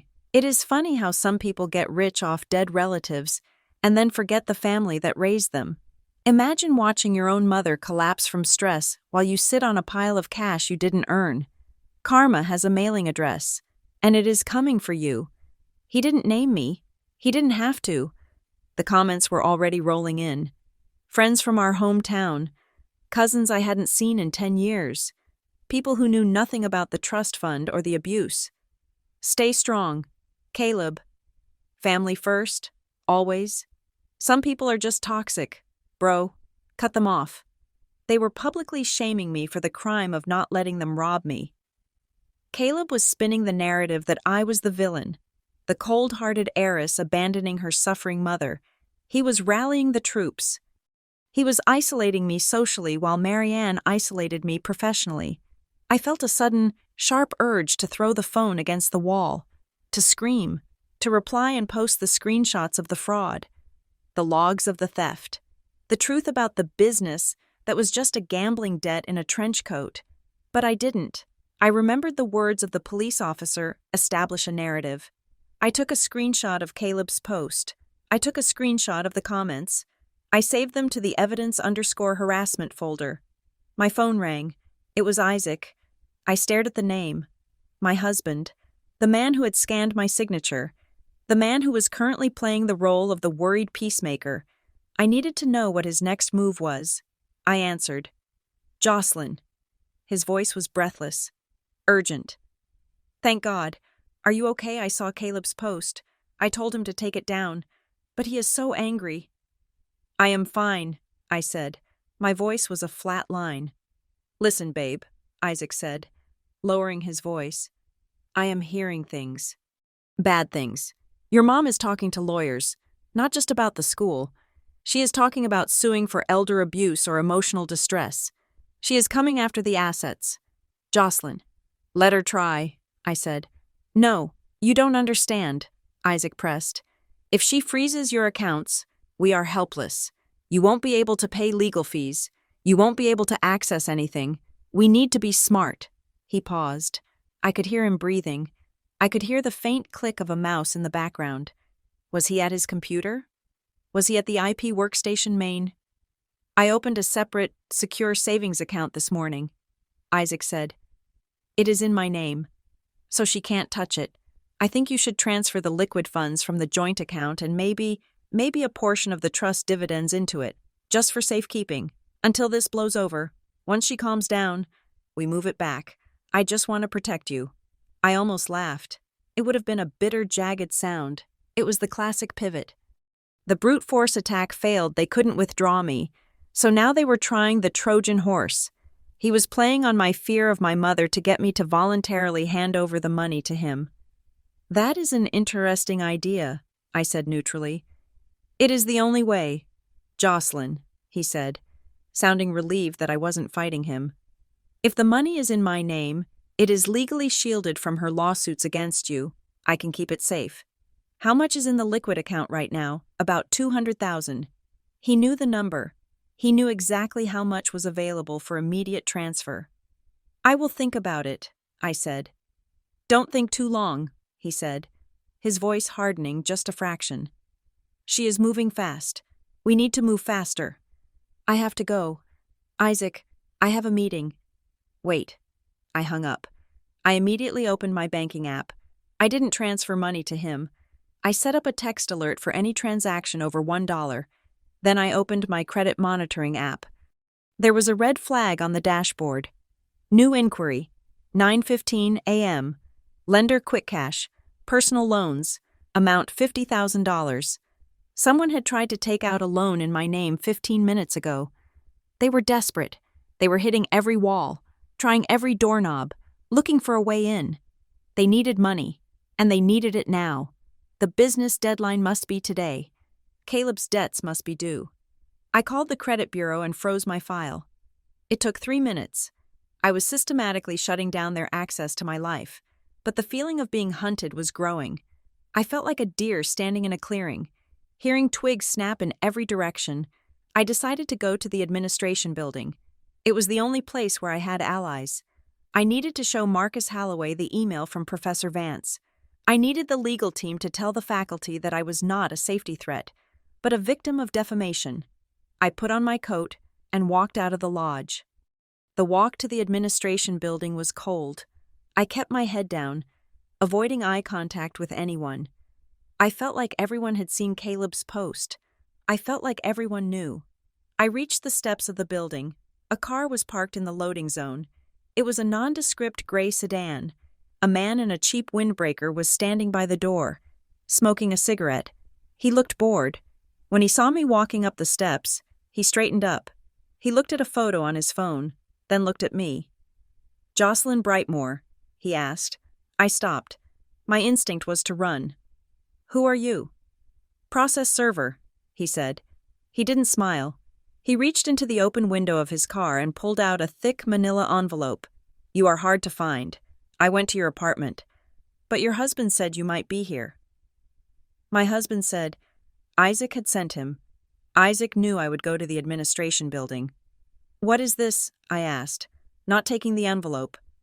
"Service of process," the man said. He thrust the envelope toward me. It hit my chest, and I reflexively grabbed it to keep it from falling into the snow. "You have been served." He got back in his car and drove away before I could say another word. I stood there on the steps, holding the package. It was heavy. I tore open the flap. My hands were shaking, but not from cold. I pulled out the documents. Court of Common Pleas, County of Riverton. In re the matter of Jocelyn Brightmore, an adult. Petition for appointment of plenary guardian. I felt the air leave my lungs. I knew what this was. I had read about it. It was the legal mechanism designed for people with dementia, for people in comas, for people with severe cognitive disabilities who could not feed themselves or understand the concept of money. It was a petition to strip me of my personhood. I flipped to the second page. Allegations of incapacity. The respondent, Jocelyn Brightmore, is suffering from a severe and acute mental health crisis, characterized by paranoia, estrangement from family, and financial erraticism. Respondent has ceased communication with her primary support network and is making irrational decisions regarding her education and assets. Petitioner Marianne Brightmore. Witness affidavit. My eyes scanned down to the bottom of the page. I, Isaac Pendleton, being of sound mind, do hereby testify that I am the spouse of the respondent. I have witnessed a significant decline in her mental stability over the last 6 months. She has become withdrawn, hostile, and exhibits signs of delusional thinking. I believe she is no longer capable of managing her own affairs or making medical decisions. And I support the appointment of Marianne Brightmore as her legal guardian. Signed, Isaac Pendleton, dated January 22nd, yesterday. He signed it yesterday. While he was texting me to come home, while he was telling me he loved me, while he was telling me he wanted to smooth it over, he had already signed the death warrant for my freedom. If this petition went through, if a judge believed them, I would cease to exist as a legal entity. I would not be able to hire a lawyer. I would not be able to access my own money. I would not be able to drive a car. Marianne would have total control. She could force me into a facility. She could drug me. She could liquidate the trust fund to pay for my care. And Isaac was the key. A mother saying her daughter is crazy is one thing, but a husband saying, "Yes, my wife has lost her mind," carries a weight that is almost impossible to break in family court. He wasn't just a thief. He was a traitor of the highest order. He was using the intimacy of our marriage, the late-night talks, the vulnerability, the trust to build a cage around me. I stood there, the wind whipping the pages of the petition. I looked up at the campus. The students were still walking by. The world was still turning. But for me, the ground had dissolved. I felt a tear slide down my cheek. It was hot and angry. I wiped it away instantly. I looked at Isaac's signature one more time. The loop of the P in Pendleton. It was steady. It was confident. It was the signature of a man who thought he had already won. He thought I would panic. He thought I would run to him for safety when I saw this. He thought the fear of the court would drive me back into his arms, where he could protect me by taking control of the accounts voluntarily before the judge did. He was wrong. I put the documents back in the envelope. I tucked the envelope under my arm like a weapon. I walked up the stairs to the administration building. I didn't go to the dean's office. I went to the quiet corner of the lobby where there were comfortable chairs and good Wi-Fi. I sat down. I took out my laptop. I did not call a therapist. I did not call Isaac. I opened a new document. I titled it, Counteroffensive. They wanted a war. They wanted to use the legal system to define me. Fine. I was going to give them a definition they would never forget. I logged into the county courthouse public records database. I needed to see if Isaac had any other filings. I logged into the property tax records for my mother's house in Connecticut. I logged into the state business registry to look up Caleb's company. I was going to audit them. I was going to find every skeleton, every unpaid tax bill, every lien, every lie they had ever told on paper. Isaac thought I was the damsel in distress. Marianne thought I was the rebellious child. They forgot who I actually was. I was the one who built the systems, and I knew exactly how to crash them. I did not go back to the apartment. Going back to the apartment would have been a tactical error. It was a crime scene, and I was the evidence they were trying to seize.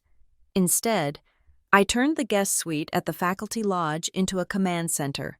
At 8 o'clock the next morning, I was not sitting in a therapist's office crying about my mother.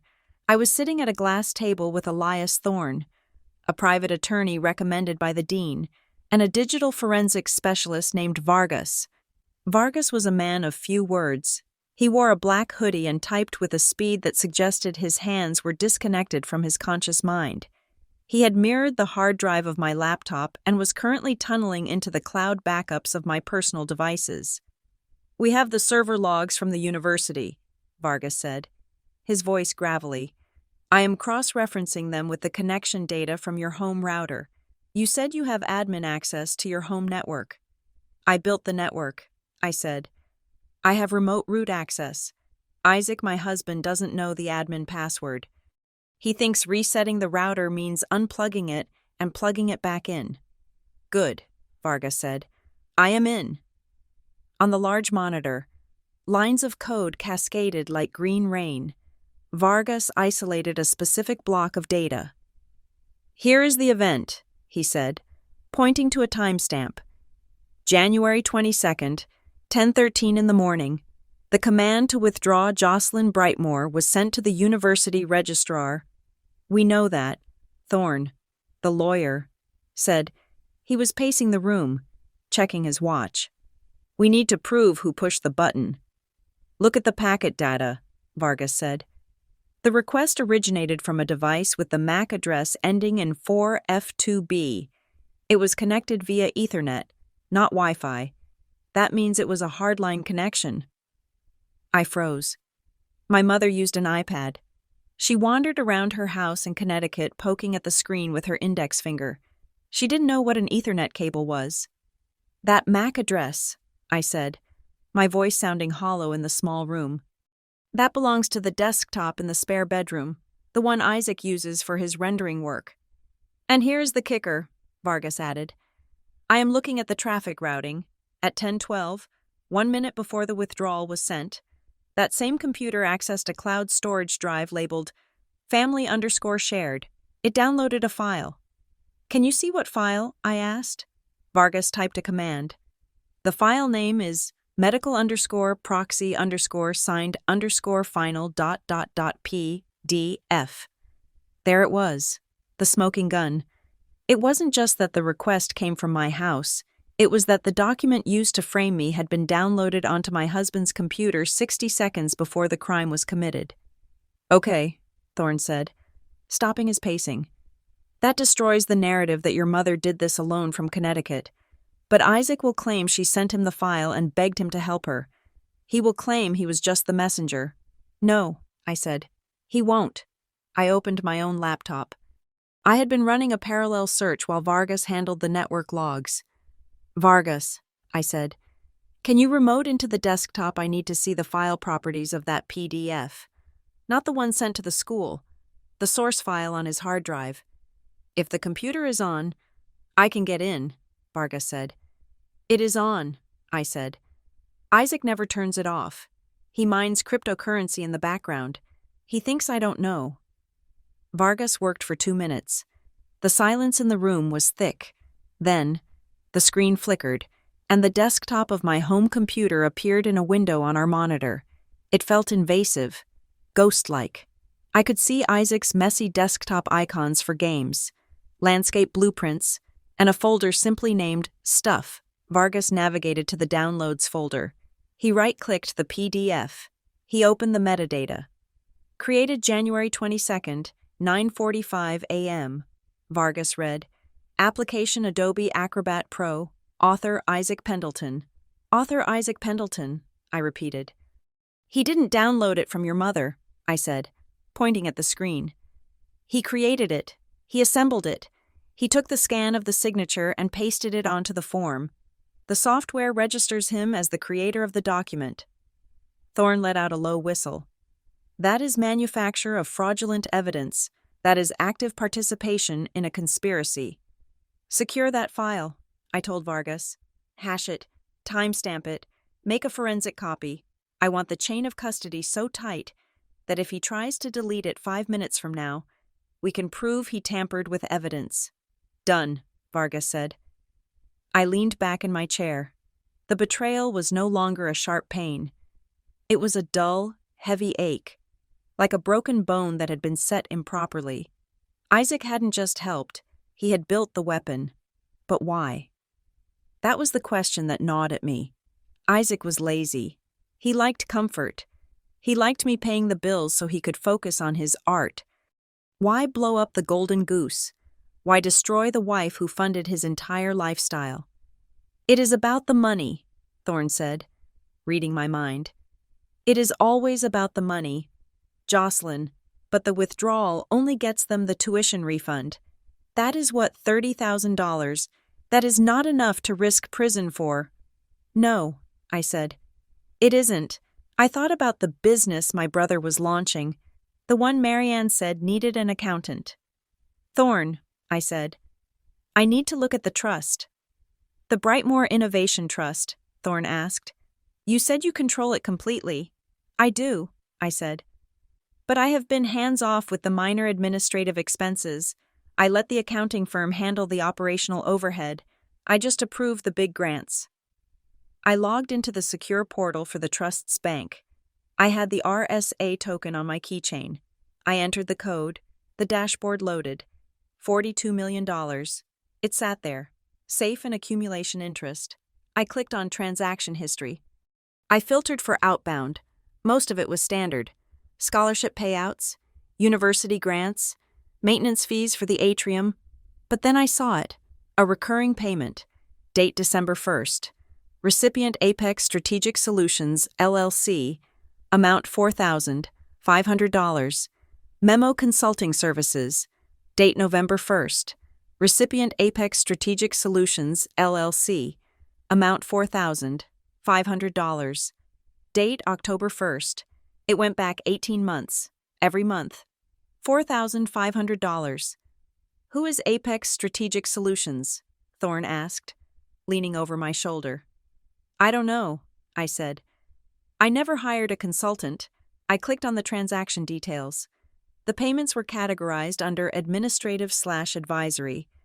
They were just below the threshold that required my direct dual signature approval.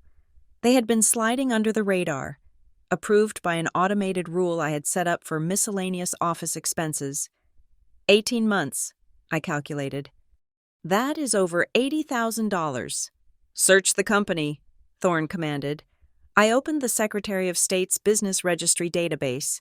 I typed in Apex Strategic Solutions. The results loaded. Entity name, Apex Strategic Solutions, LLC. Status active. Formation date, 2 years ago. Registered agent Caleb Brightmore, my brother. My stomach turned. Caleb didn't have a new business. He had a shell company that had been siphoning money from my trust fund for nearly 2 years. He had been stealing from me in slow motion. But Caleb was not smart enough to set up an LLC with a registered agent and navigate the vendor approval process of a major trust fund. Caleb struggled to file his own taxes. Look at the officers, I said. I scrolled down the page. Managing member Caleb Brightmore. Strategic advisor Isaac Pendleton. The room stopped spinning. Everything suddenly snapped into focus with terrifying clarity. Isaac wasn't just my husband. He was on the payroll. He has been paid, I whispered. He has been taking a salary from my brother's shell company for 2 years. That is why he never complained about money. That is why he encouraged me to be hands-off with the paperwork. He was eating from the plate while I wasn't looking. This changes the motive, Thorne said, his voice grim. This isn't just about a tuition refund. If you audit the trust, which you would eventually do, you would find this. You would find the theft. They had to stop me, I realized. They knew I was close to graduating. Once I graduated, I would have more time.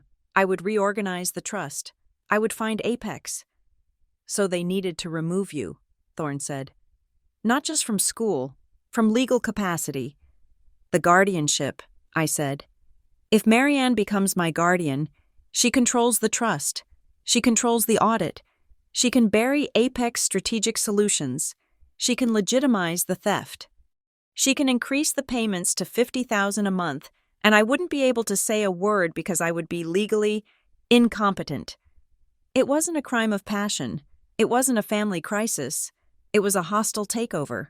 Isaac wasn't a weak man being bullied by his mother-in-law. He was the architect. He was the strategic advisor. He had likely come up with the plan. My phone rang. It was Renee Albright from the dean's office. I put it on speaker. Jocelyn, Renee's voice was tight. We just had a security alert on the donor portal. What happened? I asked. Someone tried to access the back-end profile for the Brightmore Innovation Trust, Renee said. They tried to change the primary contact email from yours to an address we don't recognize. Adminapex Solutions. Net. I looked at Thorne. He nodded. Did they get in? I asked. No, Renee said, because you told us to freeze everything yesterday. The system locked them out and flagged the attempt. But Jocelyn, they had the password. They had the password, I repeated. Yes, it wasn't a brute force attack. They typed in the correct current password. The only reason it failed was the administrative freeze. Thank you, Renee, I said. Send the logs to Mr. Thorne. Do not unlock that account for anyone, even if the Pope calls. Understood. I hung up. I sat there for a long moment. I looked at the screen where Isaac's signature sat next to my brother's on the LLC documents. I looked at the payments that had bought my husband's loyalty. $4,500 a month. That was the price of our marriage. That was what I was worth to him. We have them, Thorne said softly. Jocelyn, this is RICO territory. This is conspiracy. We have the wire fraud, the identity theft, the embezzlement, and now the attempt to access the donor portal. We can bury them. Not yet, I said. I stood up. The coldness inside me had solidified into something harder, a diamond. They don't know we know about Apex, I said. They think I am just fighting the withdrawal. They think I am reacting to the guardianship petition. They don't know I have found the money trail. So, Thorne asked. So we let them think they are winning, I said. Isaac thinks I'm scared. He thinks I am considering transferring the money to him for safety. He thinks the guardianship petition has me cornered. I walked to the window and looked out at the campus. I need to talk to Isaac, I said. That is dangerous, Thorne warned. He is a witness against you. No, I said. He is a co-conspirator, and I need him to say it on tape. I need him to admit that the guardianship is a sham, and the only way he will do that is if he thinks he has convinced me to surrender. I turned back to Vargas. Vargas, can you set up a recording device that links to the cloud in real time, something he can't see? I can wire you, Vargas said. Or I can tap your phone if you consent. I want to meet him, I said. In person, public place, but private enough to talk. Why? Thorne asked. We have enough evidence. Because of the judge, I said. Judges hate family disputes. Judges look at a mother and a husband and they see concern. I need Isaac to say the quiet part out loud. I need him to admit that there is no medical emergency. I need him to trade the guardianship for the money. If he offers to drop the guardianship in exchange for a payout, Thorne said, smiling for the first time. That is extortion. Exactly, I said. I picked up my phone. I saw the missed calls from Isaac. I saw the texts pleading with me to come home. I typed a reply. Jocelyn, you win. I am tired. Isaac, I can't fight Mom and the school and the court. I just want it to stop. Meet me at the Grind, the coffee shop on 4th in an hour. Bring the papers. I will sign whatever you want if you promise to make it stop. It was the lie he wanted to hear. It was the surrender he had been grooming me for. I hit send. Vargas, I said, get the wire ready. The investigation was over. The trap was set. Now I just had to walk into it without getting caught. The Grind was loud. That was why I chose it. It was a cavernous coffee shop on 4th Street, filled with the roar of espresso machines, the clatter of ceramic mugs, and the wall-to-wall chatter of undergraduates fueled by caffeine and deadlines. It was the kind of noise that provided privacy by drowning out everything else. I sat at a small, wobbly table near the back, facing the door. My coat was draped over the back of my chair, but I kept my scarf on, beneath the layers of wool. Taped to the inside of my blouse just above my heart was a high-fidelity digital recorder. Vargas had wired me up in the hotel room. It has a 12-hour battery life, he had said. It picks up whispers. Don't touch it. Don't adjust your clothes. Just talk. I checked my phone. It was 11:15 in the morning. The door opened. Isaac walked in. He looked impeccable. He was wearing the camel-colored wool coat I had bought him for his birthday and a scarf that matched his eyes. He looked around the room, scanning the crowd with a look of frantic concern. When he saw me, his shoulders slumped in an exaggerated display of relief. He rushed over, weaving through the tables. Jocelyn, he breathed. He reached for me. He tried to pull me into a hug, his hands aiming for my shoulders. I did not flinch. I did not pull away. I simply sat there, rigid as a statue, my hands folded on the table. He stopped inches from touching me. He sensed the coldness. He pulled back, looking hurt, and pulled out the chair opposite me. I have been so worried, he said, keeping his voice low. Intimate. You just disappeared. The police were at the apartment building last night. Do you know how scary that is? I didn't know if you were hurt, or arrested, or if I had figured it out. I finished for him. Isaac paused. He blinked, his expression shifting into a mask of confusion. Figured what out, baby? You sound paranoid. This is exactly what your mom was talking about. Let's skip the warm-up. Isaac, I said. I placed the manila envelope on the table, the one the process server had handed me. I slid it across the scratched wood surface until it hit his coffee cup. Tell me about the guardianship. Isaac looked down at the envelope. He didn't open it. He knew what was inside. That, he said, sighing as if it were a trivial administrative error. Look, I know it looks bad, but you have to understand the context. Your mom was hysterical. She was screaming that you were going to hurt yourself, that you were going to burn down the lab. She said the only way to get you help, real medical help, was if we had the legal authority to force you into treatment. So you signed it, I said. You signed an affidavit stating that I am delusional, that I cannot manage my own life. I signed it to calm her down, Isaac pleaded. He leaned in, his eyes wide and earnest. Jocelyn, she was going to call the police herself. She was going to make a scene. I thought if I just signed the paper, we could get the temporary order, get you into a quiet clinic for a week, let everyone cool off, and then drop it. It was just a piece of paper to buy us time. A piece of paper, I repeated. It is a legal petition to strip me of my civil rights. It gives her control over my body, my residence, my finances. I would never let her hurt you, he said softly. I would be there. I would oversee everything. I just want you safe. I looked at him. He was good. He really was. If I hadn't seen the logs, if I hadn't seen the Apex payments, I might have believed him. I might have believed that he was just a weak man trying to manage a crazy mother-in-law. But I had the logs. Safety, I said. Is that why you downloaded the medical proxy form at 9:45 yesterday morning? Isaac's face went still. What? The medical power of attorney, I said, keeping my voice steady, conversational. The one Marianne submitted to the registrar. You didn't get that from her. Isaac, you created it. You downloaded the template on your desktop, the one in the spare room. You used Adobe Acrobat Pro to paste my signature onto it, the signature you scanned from Caleb's birthday card. Isaac's mouth opened slightly, then closed. The color drained from his face, leaving it a sickly, pasty white. The noise of the coffee shop seemed to fade away, leaving only the silence between us. He didn't ask how I knew. He was tech-savvy enough to know that if I had the timestamp, I had the logs. You went through my computer, he asked. His voice wasn't soft anymore. It was sharp.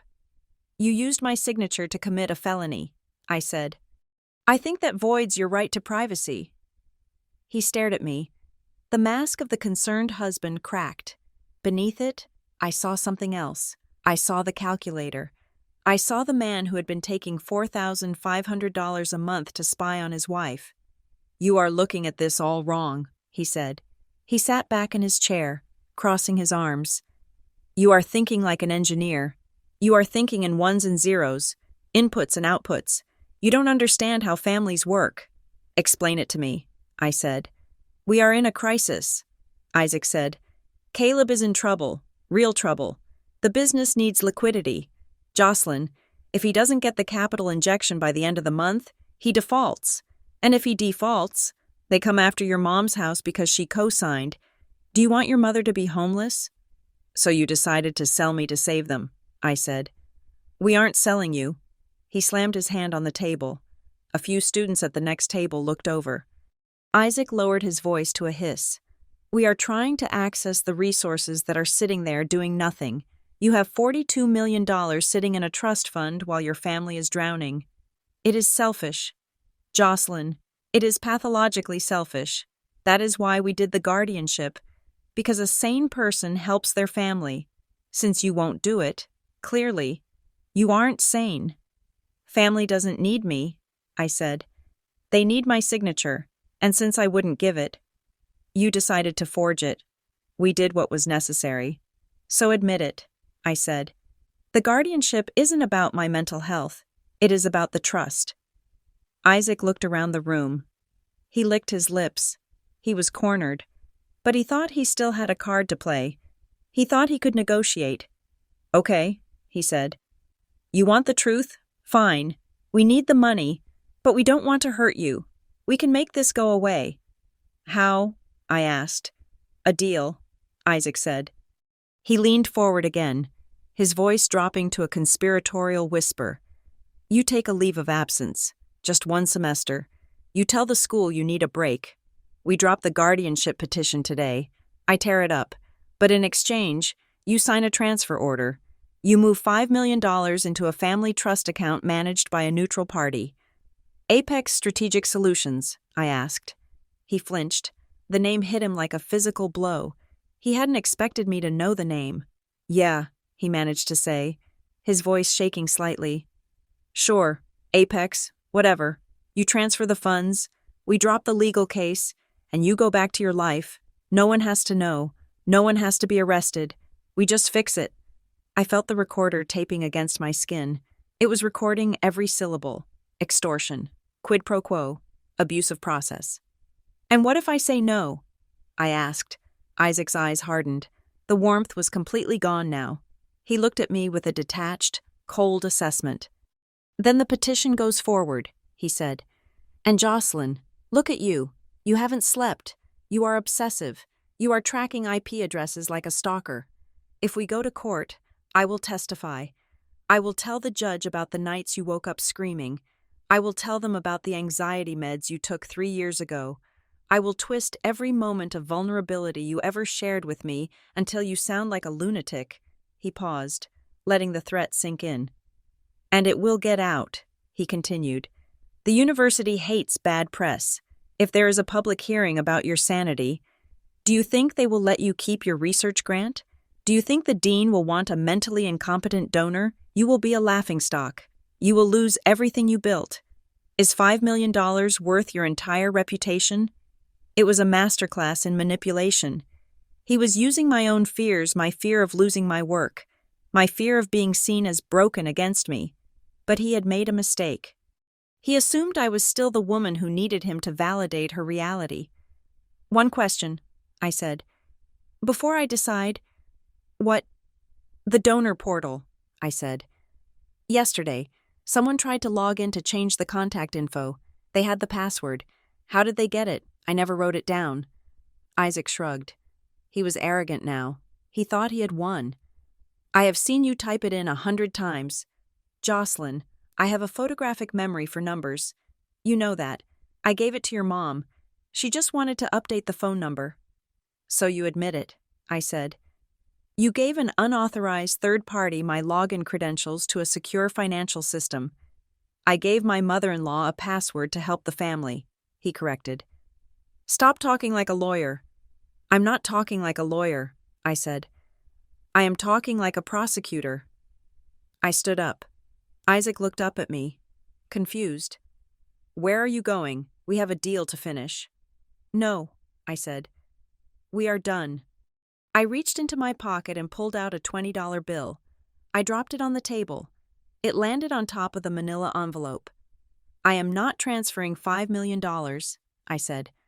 I am not taking a leave of absence, and I'm certainly not going home with you. Jocelyn, sit down, Isaac hissed. He grabbed my wrist.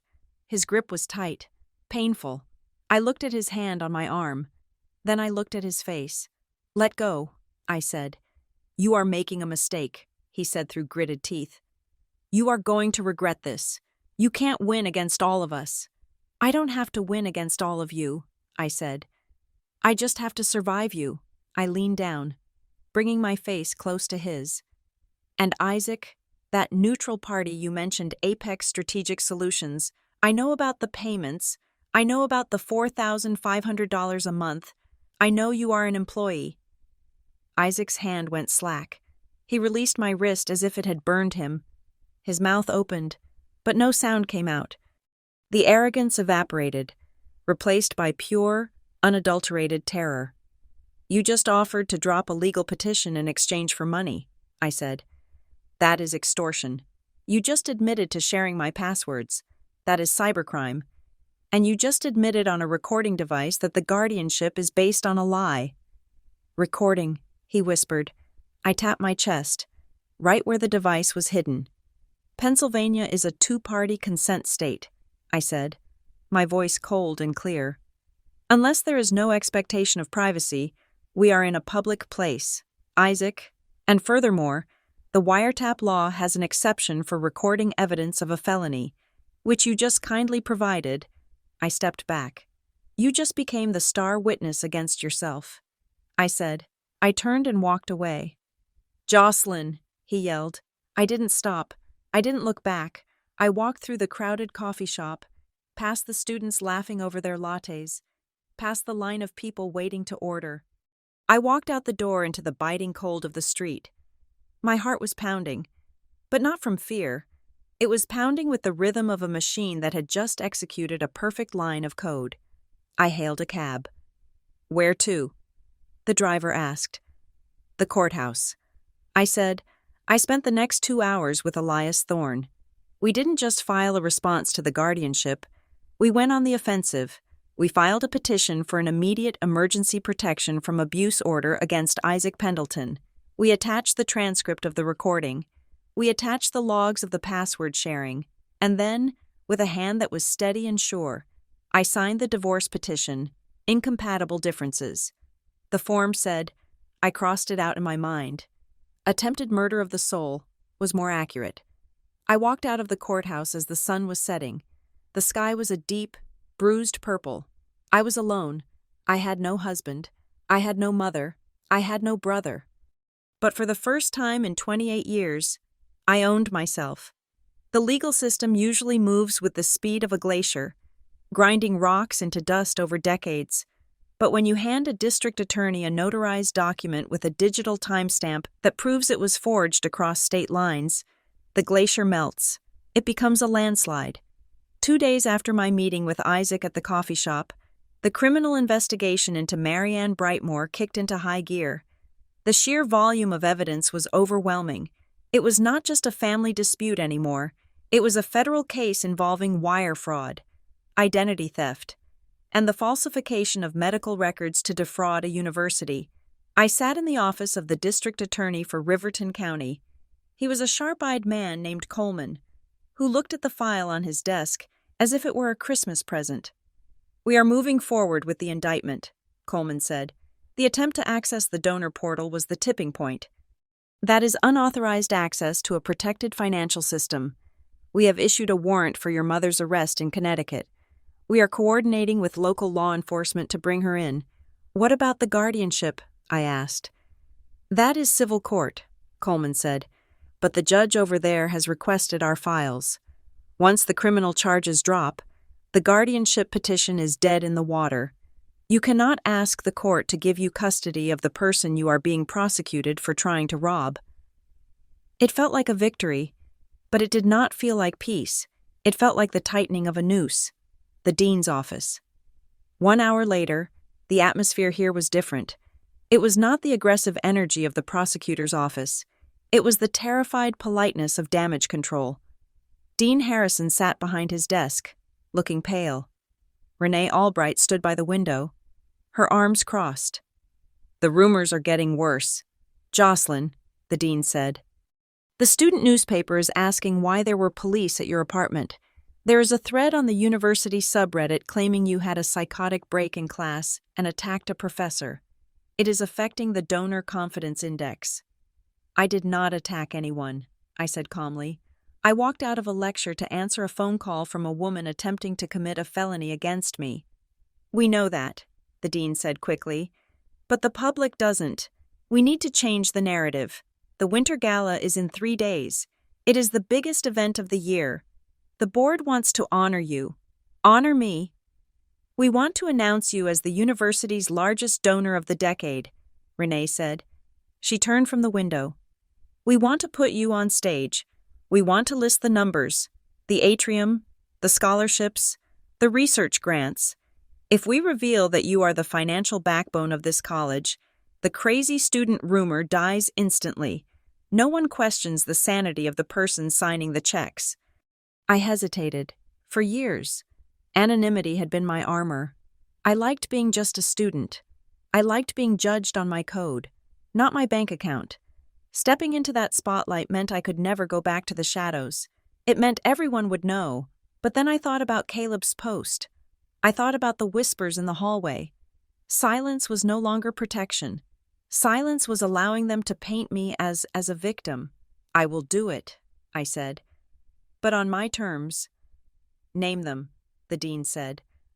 "I want the announcement to be specific," I said. "I want you to state clearly that the funds are from the Brightmore Innovation Trust." solely administered by Jocelyn Brightmore. I want it made clear that this is not family money, it is my money, and I want security at the door.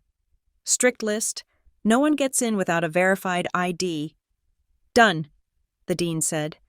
The civil court, day of the hearing. The courtroom was stark white and smelled of lemon polish. This was the hearing for the temporary emergency guardianship. Marianne was not there. She was medically indisposed in Connecticut, according to her lawyer. A tired-looking man who clearly hadn't been paid yet, but Isaac was there. He sat at the petitioner's table, looking diminished. The camel coat was gone. Replaced by a gray suit that looked slightly too big for him, he refused to look at me. Judge Vance, no relation to my professor, was a woman with a reputation for zero tolerance for nonsense. She peered over her glasses at the petition. "Mr. Pendleton," the judge said, "you signed an affidavit stating that your wife, the respondent, is mentally incapacitated. You claim she is a danger to herself." Isaac stood up. "Yes, Your Honor, I stand by that. She has been erratic. She has been spending large sums of money without consulting the family." "By family, do you mean yourself?" the judge asked. "We are married," Isaac said, his voice gaining a little strength. "Her assets are marital assets. When she freezes accounts and stops communicating, it is a sign of instability." My lawyer, Elias Thorne, stood up. "Your Honor," Thorne said, "we would like to introduce into evidence Exhibit C. This is a forensic analysis of the respondent's computer hardware and cloud accounts." Isaac flinched. "Proceed," the judge said. Thorne walked to the podium. "Mr. Pendleton claims his wife is incompetent, yet, on the morning of January 22nd, a document titled Medical Power of Attorney was created on a desktop computer located in the couple's shared residence. The metadata lists the author of this document as Isaac Pendleton." The courtroom went silent. "Furthermore," Thorne continued, his voice slicing through the air like a scalpel, "we have bank records from the Brightmore Innovation Trust showing monthly payments of $4,500 to a company called Apex Strategic Solutions. Mr. Pendleton is listed as a strategic advisor for this company. These payments have totaled over $80,000 in the last 18 months. The judge turned her gaze to Isaac. It was a look that could strip paint off a wall. "Mr. Pendleton," the judge said, "are you a doctor?" "No, Your Honor," Isaac whispered. "Are you a psychologist?" "No." "So your assessment of your wife's mental health is based entirely on your layman's opinion?" "It is based on living with her," Isaac snapped, losing his cool. "She is cold. She is obsessive. She cares more about machines than people. That is a personality trait. Mr. Pendleton," the judge said dryly, "it is not a medical diagnosis, and it certainly does not justify stripping a grown woman of her civil rights." The apartment. 2 hours later. I was not there, but my forensic team was. I was watching the feed from the secure laptop in the faculty lodge. Isaac had rushed home after the hearing, thinking he could scrub the drive. He didn't know we had already imaged it. He didn't know the police were sitting in an unmarked car across the street, waiting for the warrant to execute. I watched him on the hidden camera Vargas had installed in the living room. Isaac was frantic. He was throwing things into a suitcase, clothes, watches, the expensive camera I had bought him. He was not grieving the marriage. He was looting the burning building. Then, he sat down at his computer. He logged into his bank account. I watched the screen capture in real time. He was trying to move money, not the $5 million he had asked for. He was trying to drain the joint checking account, the one with the $20,000 meant for our rent and bills. It was petty.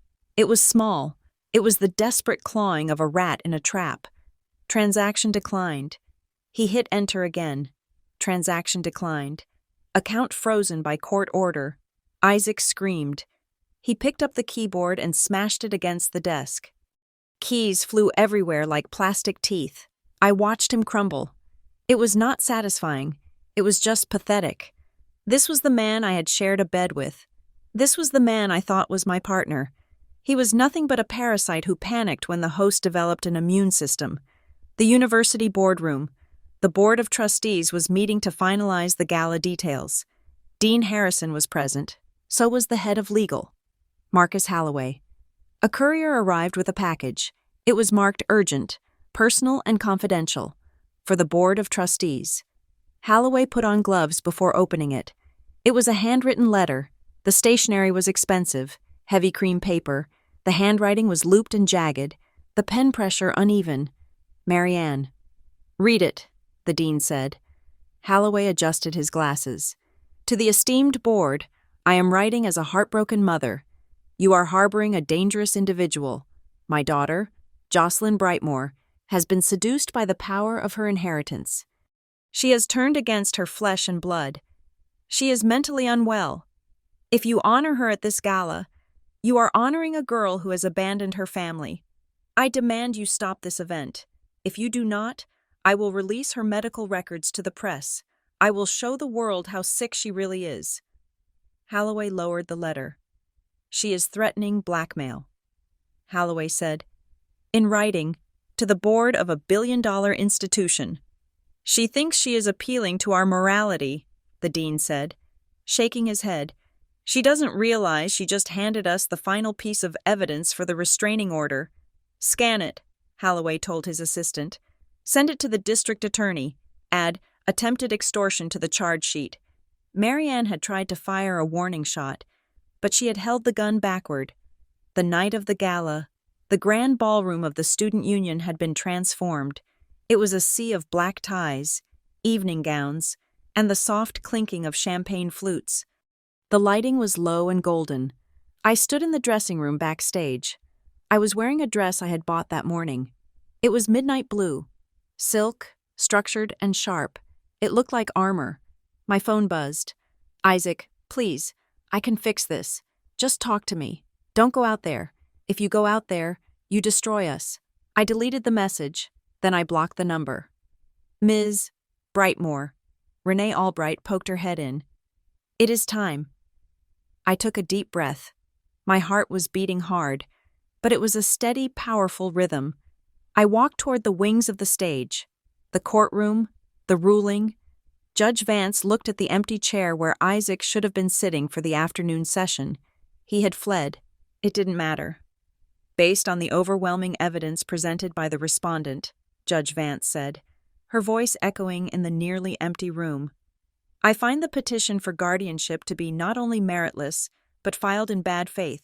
The petition is dismissed with prejudice." She slammed the gavel. "Furthermore," she continued, "I am issuing a bench warrant for the arrest of Isaac Pendleton for perjury and the falsification of evidence, and I am granting the full order of protection for Jocelyn Brightmore against both Mr. Pendleton and Marianne Brightmore. They are to have no contact, direct or indirect, for a period of 5 years. The gavel slammed again, a sound like a gunshot ending a war. The gala stage. "Ladies and gentlemen," Dean Harrison's voice boomed over the speakers, "tonight, we celebrate the future of this university, and we celebrate the person who has single-handedly ensured that future." The spotlight hit center stage. It was blindingly bright. "Please welcome the chair of the Brightmore Innovation Trust, the founder of the Systems Modeling Fellowship, and our university's most significant benefactor, Jocelyn Brightmore." I stepped out.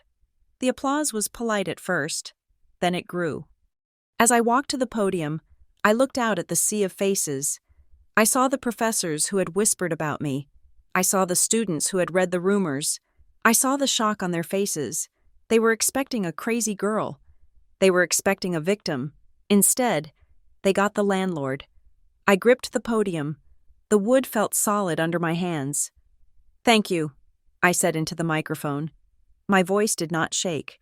It was amplified, filling the room, drowning out every whisper, every lie, every text message my brother had sent. "For a long time," I said, "I believed that support was something you had to earn through obedience. I believed that family was a debt you had to repay with your soul." The room went silent. "But I have learned," I continued, looking directly into the camera that was live streaming the event to the alumni network and likely to a laptop in Connecticut. That true investment is about the future, not the past. It is about building systems that are resilient, transparent, and free from corruption. I paused. That is why, tonight, I am announcing an expansion of the Brightmoor Trust. We are no longer just funding research. We are funding a new legal defense fund for students facing financial abuse and coercive control. A murmur went through the crowd. Because no student, I said, my voice hardening, should ever have to choose between their education and their autonomy. No one should be withdrawn from their life against their will. The applause that followed was not polite. It was thunderous. It was the sound of a narrative shattering. The parking lot. Isaac sat in his car, watching the live stream on his phone. The blue light illuminated his face, which was wet with tears. Not tears of remorse. Tears of a man watching a bank vault door close permanently. He saw the standing ovation. He saw me smiling a cold, victorious smile. Then, he saw the blue lights flashing in his rearview mirror. He turned around. A police cruiser blocked him in. He looked back at the phone, on the screen. I was shaking hands with the dean, surrounded by light. He looked at the police officer tapping on his window. The game was over. The spotlight was not warm. That is a misconception people have about fame or recognition. They think the light warms you, but it does not. It is blinding. It is isolating, and it reveals every flaw in the fabric of your existence. Standing in the wings of the grand ballroom, waiting for the dean to finish his introduction, I felt a cold, crystalline clarity. I smoothed the silk of my midnight blue dress. It was the color of a bruised sky, sharp and tailored, looking less like evening wear and more like a suit of armor designed for a very specific kind of warfare. Tonight, Dean Harrison's voice boomed through the speakers, echoing off the vaulted ceilings of the student union. We are here to correct a long-standing omission in our university's history. We often speak of the Brightmoor Innovation Atrium. We speak of the Systems Modeling Fellowship, but we rarely speak of the architect behind these pillars of our community. I stepped forward. The floorboards vibrated beneath my heels. Please welcome, the dean continued, his voice rising, the chair of the Brightmoor Innovation Trust, and the largest individual donor in the last 10 years, with total contributions exceeding $12,500,000, Jocelyn Brightmoor. The number hung in the air. $12,500,000. It was not a brag. It was a weapon. It was a precise, calculated figure that shattered the narrative my mother had spent a week building. A crazy girl does not manage an 8-figure endowment. A dependent child does not fund a research center. I walked onto the stage. The applause was a physical force, a wave of noise that washed over me. I looked out at the sea of faces, donors, faculty, students in rented tuxedos. I saw Professor Vance in the front row, his mouth slightly open. I saw the student worker from the registrar's office, Tyler, standing near the back, clapping maniacally. I reached the podium. I gripped the sides of it. The wood was cool. At that exact moment, 300 feet away, in the marble lobby of the building, a different kind of performance was beginning. I could not see it, but I knew it was happening because I saw the head of university security touch his earpiece and sprint toward the exit. Marianne had arrived. She did not come in quietly. She did not come in with a lawyer. She came in with the desperate, flailing entitlement of a woman who realizes the locks have been changed on a house she thought she owned. According to the security report filed later, she stormed through the revolving doors wearing a fur coat that she had bought with the credit card I paid off last year. She walked right past the check-in desk. When the security guard asked for her invitation, she didn't stop. "I am her mother," she screamed, her voice bouncing off the hard surfaces of the lobby. "You are holding my daughter hostage. She is being manipulated. I need to see the dean. Get out of my way." She tried to push past a guard who was twice her size. "Ma'am, you are trespassing," the guard said, his voice calm, trained for de-escalation. We have a strictly enforced no trespass order on file for Marianne Brightmore. You need to leave the campus immediately." "Trespassing!" she shrieked. "I am saving her. She is sick. She is giving away the family money to strangers because she is having a breakdown. Let me in. I will drag her off that stage if I have to." She lunged. She actually lunged at the double doors leading to the ballroom.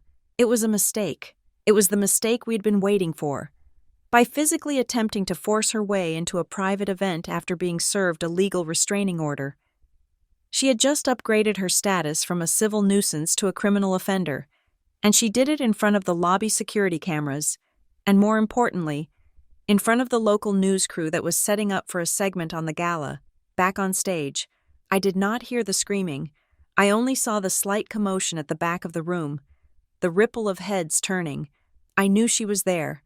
I felt her presence like a drop in barometric pressure, but I did not falter. "Thank you," I said into the microphone. My voice was steady.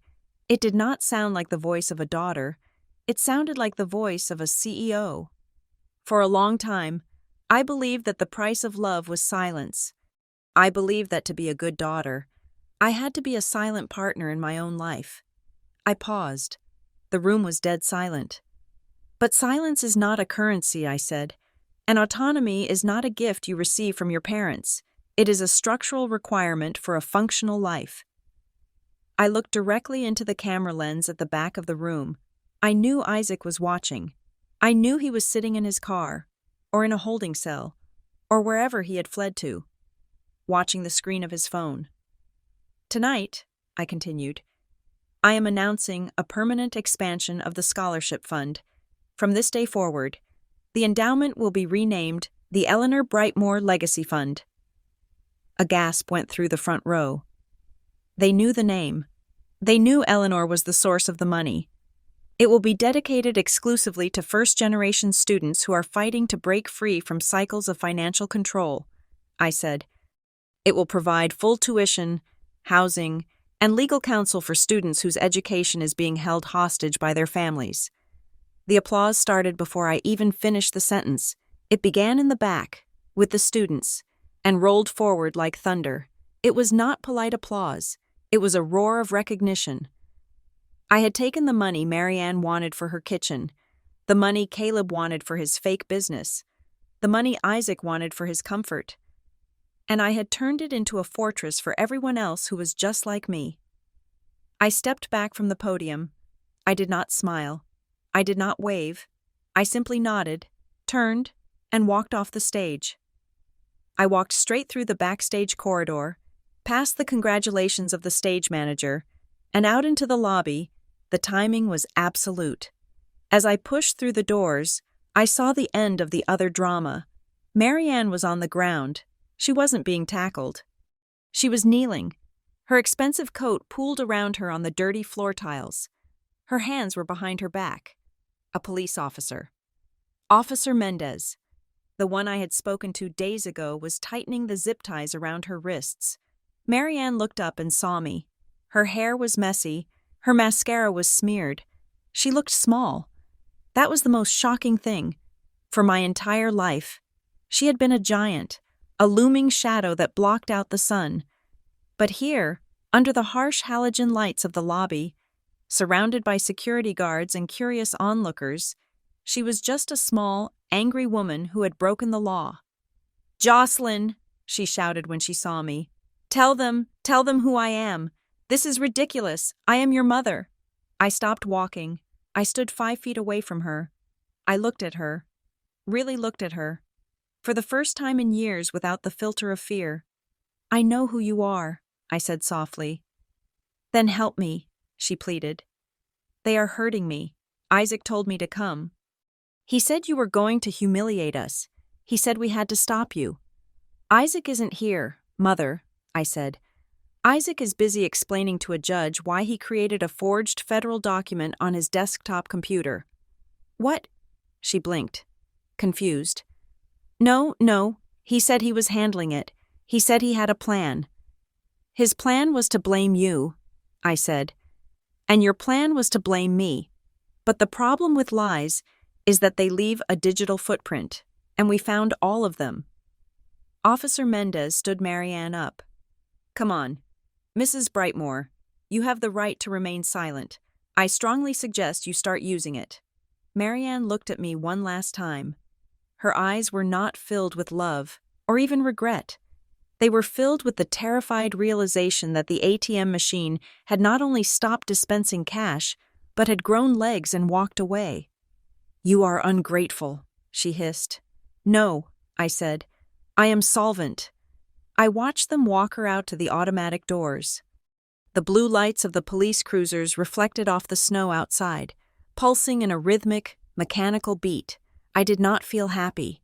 I did not feel sad. I felt light. It was the sensation of a heavy load being removed from a structure that was never designed to carry it. My phone buzzed in my clutch. I pulled it out. It was a text from Elias Thorne. Thorne, it is done. The judge signed the dismissal of the guardianship petition 5 minutes ago, and the district attorney just accepted the supplemental evidence regarding Isaac. He is being picked up at a motel on the interstate. They found the laptop. He didn't even wipe it correctly. I stared at the screen. Isaac. He had tried to play both sides. He had tried to be the loving husband and the strategic advisor. He had tried to be the witness and the beneficiary. He had underestimated the one thing he should have known about me. I verify my data. He would lose his license. He would lose his freedom. But mostly, he would lose the narrative he had built of himself as a good man. The logs didn't lie. The $4,500 payments didn't lie. He was just a mercenary who got caught sleeping on the job. I put the phone away. I didn't go back to the gala. I didn't want the champagne. I didn't want the handshakes. I put on my coat and walked out the side door, into the night air. The campus was quiet. The snow was falling steadily now. Large, soft flakes that muffled the sound of the city. I walked past the library, past the dorms, until I reached the science center. I used my key card. The reader beeped green. Access granted. I walked up the 3 flights of stairs to the systems modeling lab. It was dark inside, lit only by the standby lights of the server racks in the corner. I walked to my workstation. My monitors were dark. My notes were exactly where I had left them on the day of the withdrawal, frozen in time. I sat down in my chair. The mesh groaned slightly. I looked out the window. From here, I could see the lights of the city spread out below, a grid of electricity and infrastructure fighting back the dark. I thought about the sunk costs of my life, the years I spent trying to fix a family that was structurally unsound, the emotional capital I had poured into a black hole.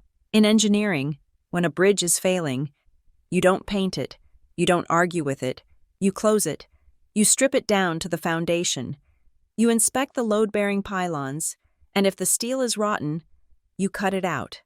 I had cut them out. It wasn't a tragedy, it was a renovation. I reached out and touched the mouse. The screens flickered to life. The code for my simulation was still there, waiting for me. Optimization complete. The status bar read. I took a deep breath. The air in the lab smelled of ozone and dust, the smell of work, the smell of truth. My phone sat on the desk. It was silent. No texts from Isaac. No calls from Marianne. No guilt trips from Caleb. Just silence. It was the most expensive thing I had ever bought, and it was worth every single penny. I typed a command into the terminal. Run system. The fans whirred to life. The simulation began, and for the first time in 28 years, the variables were all under my control. Thank you so much for listening to my story. It was a long road to get here, but I finally reclaimed my life. I would love to know where you are tuning in from today. Are you listening from your car, your office, or maybe while working on your own projects late at night? Please leave a comment below sharing your location and your thoughts on family boundaries.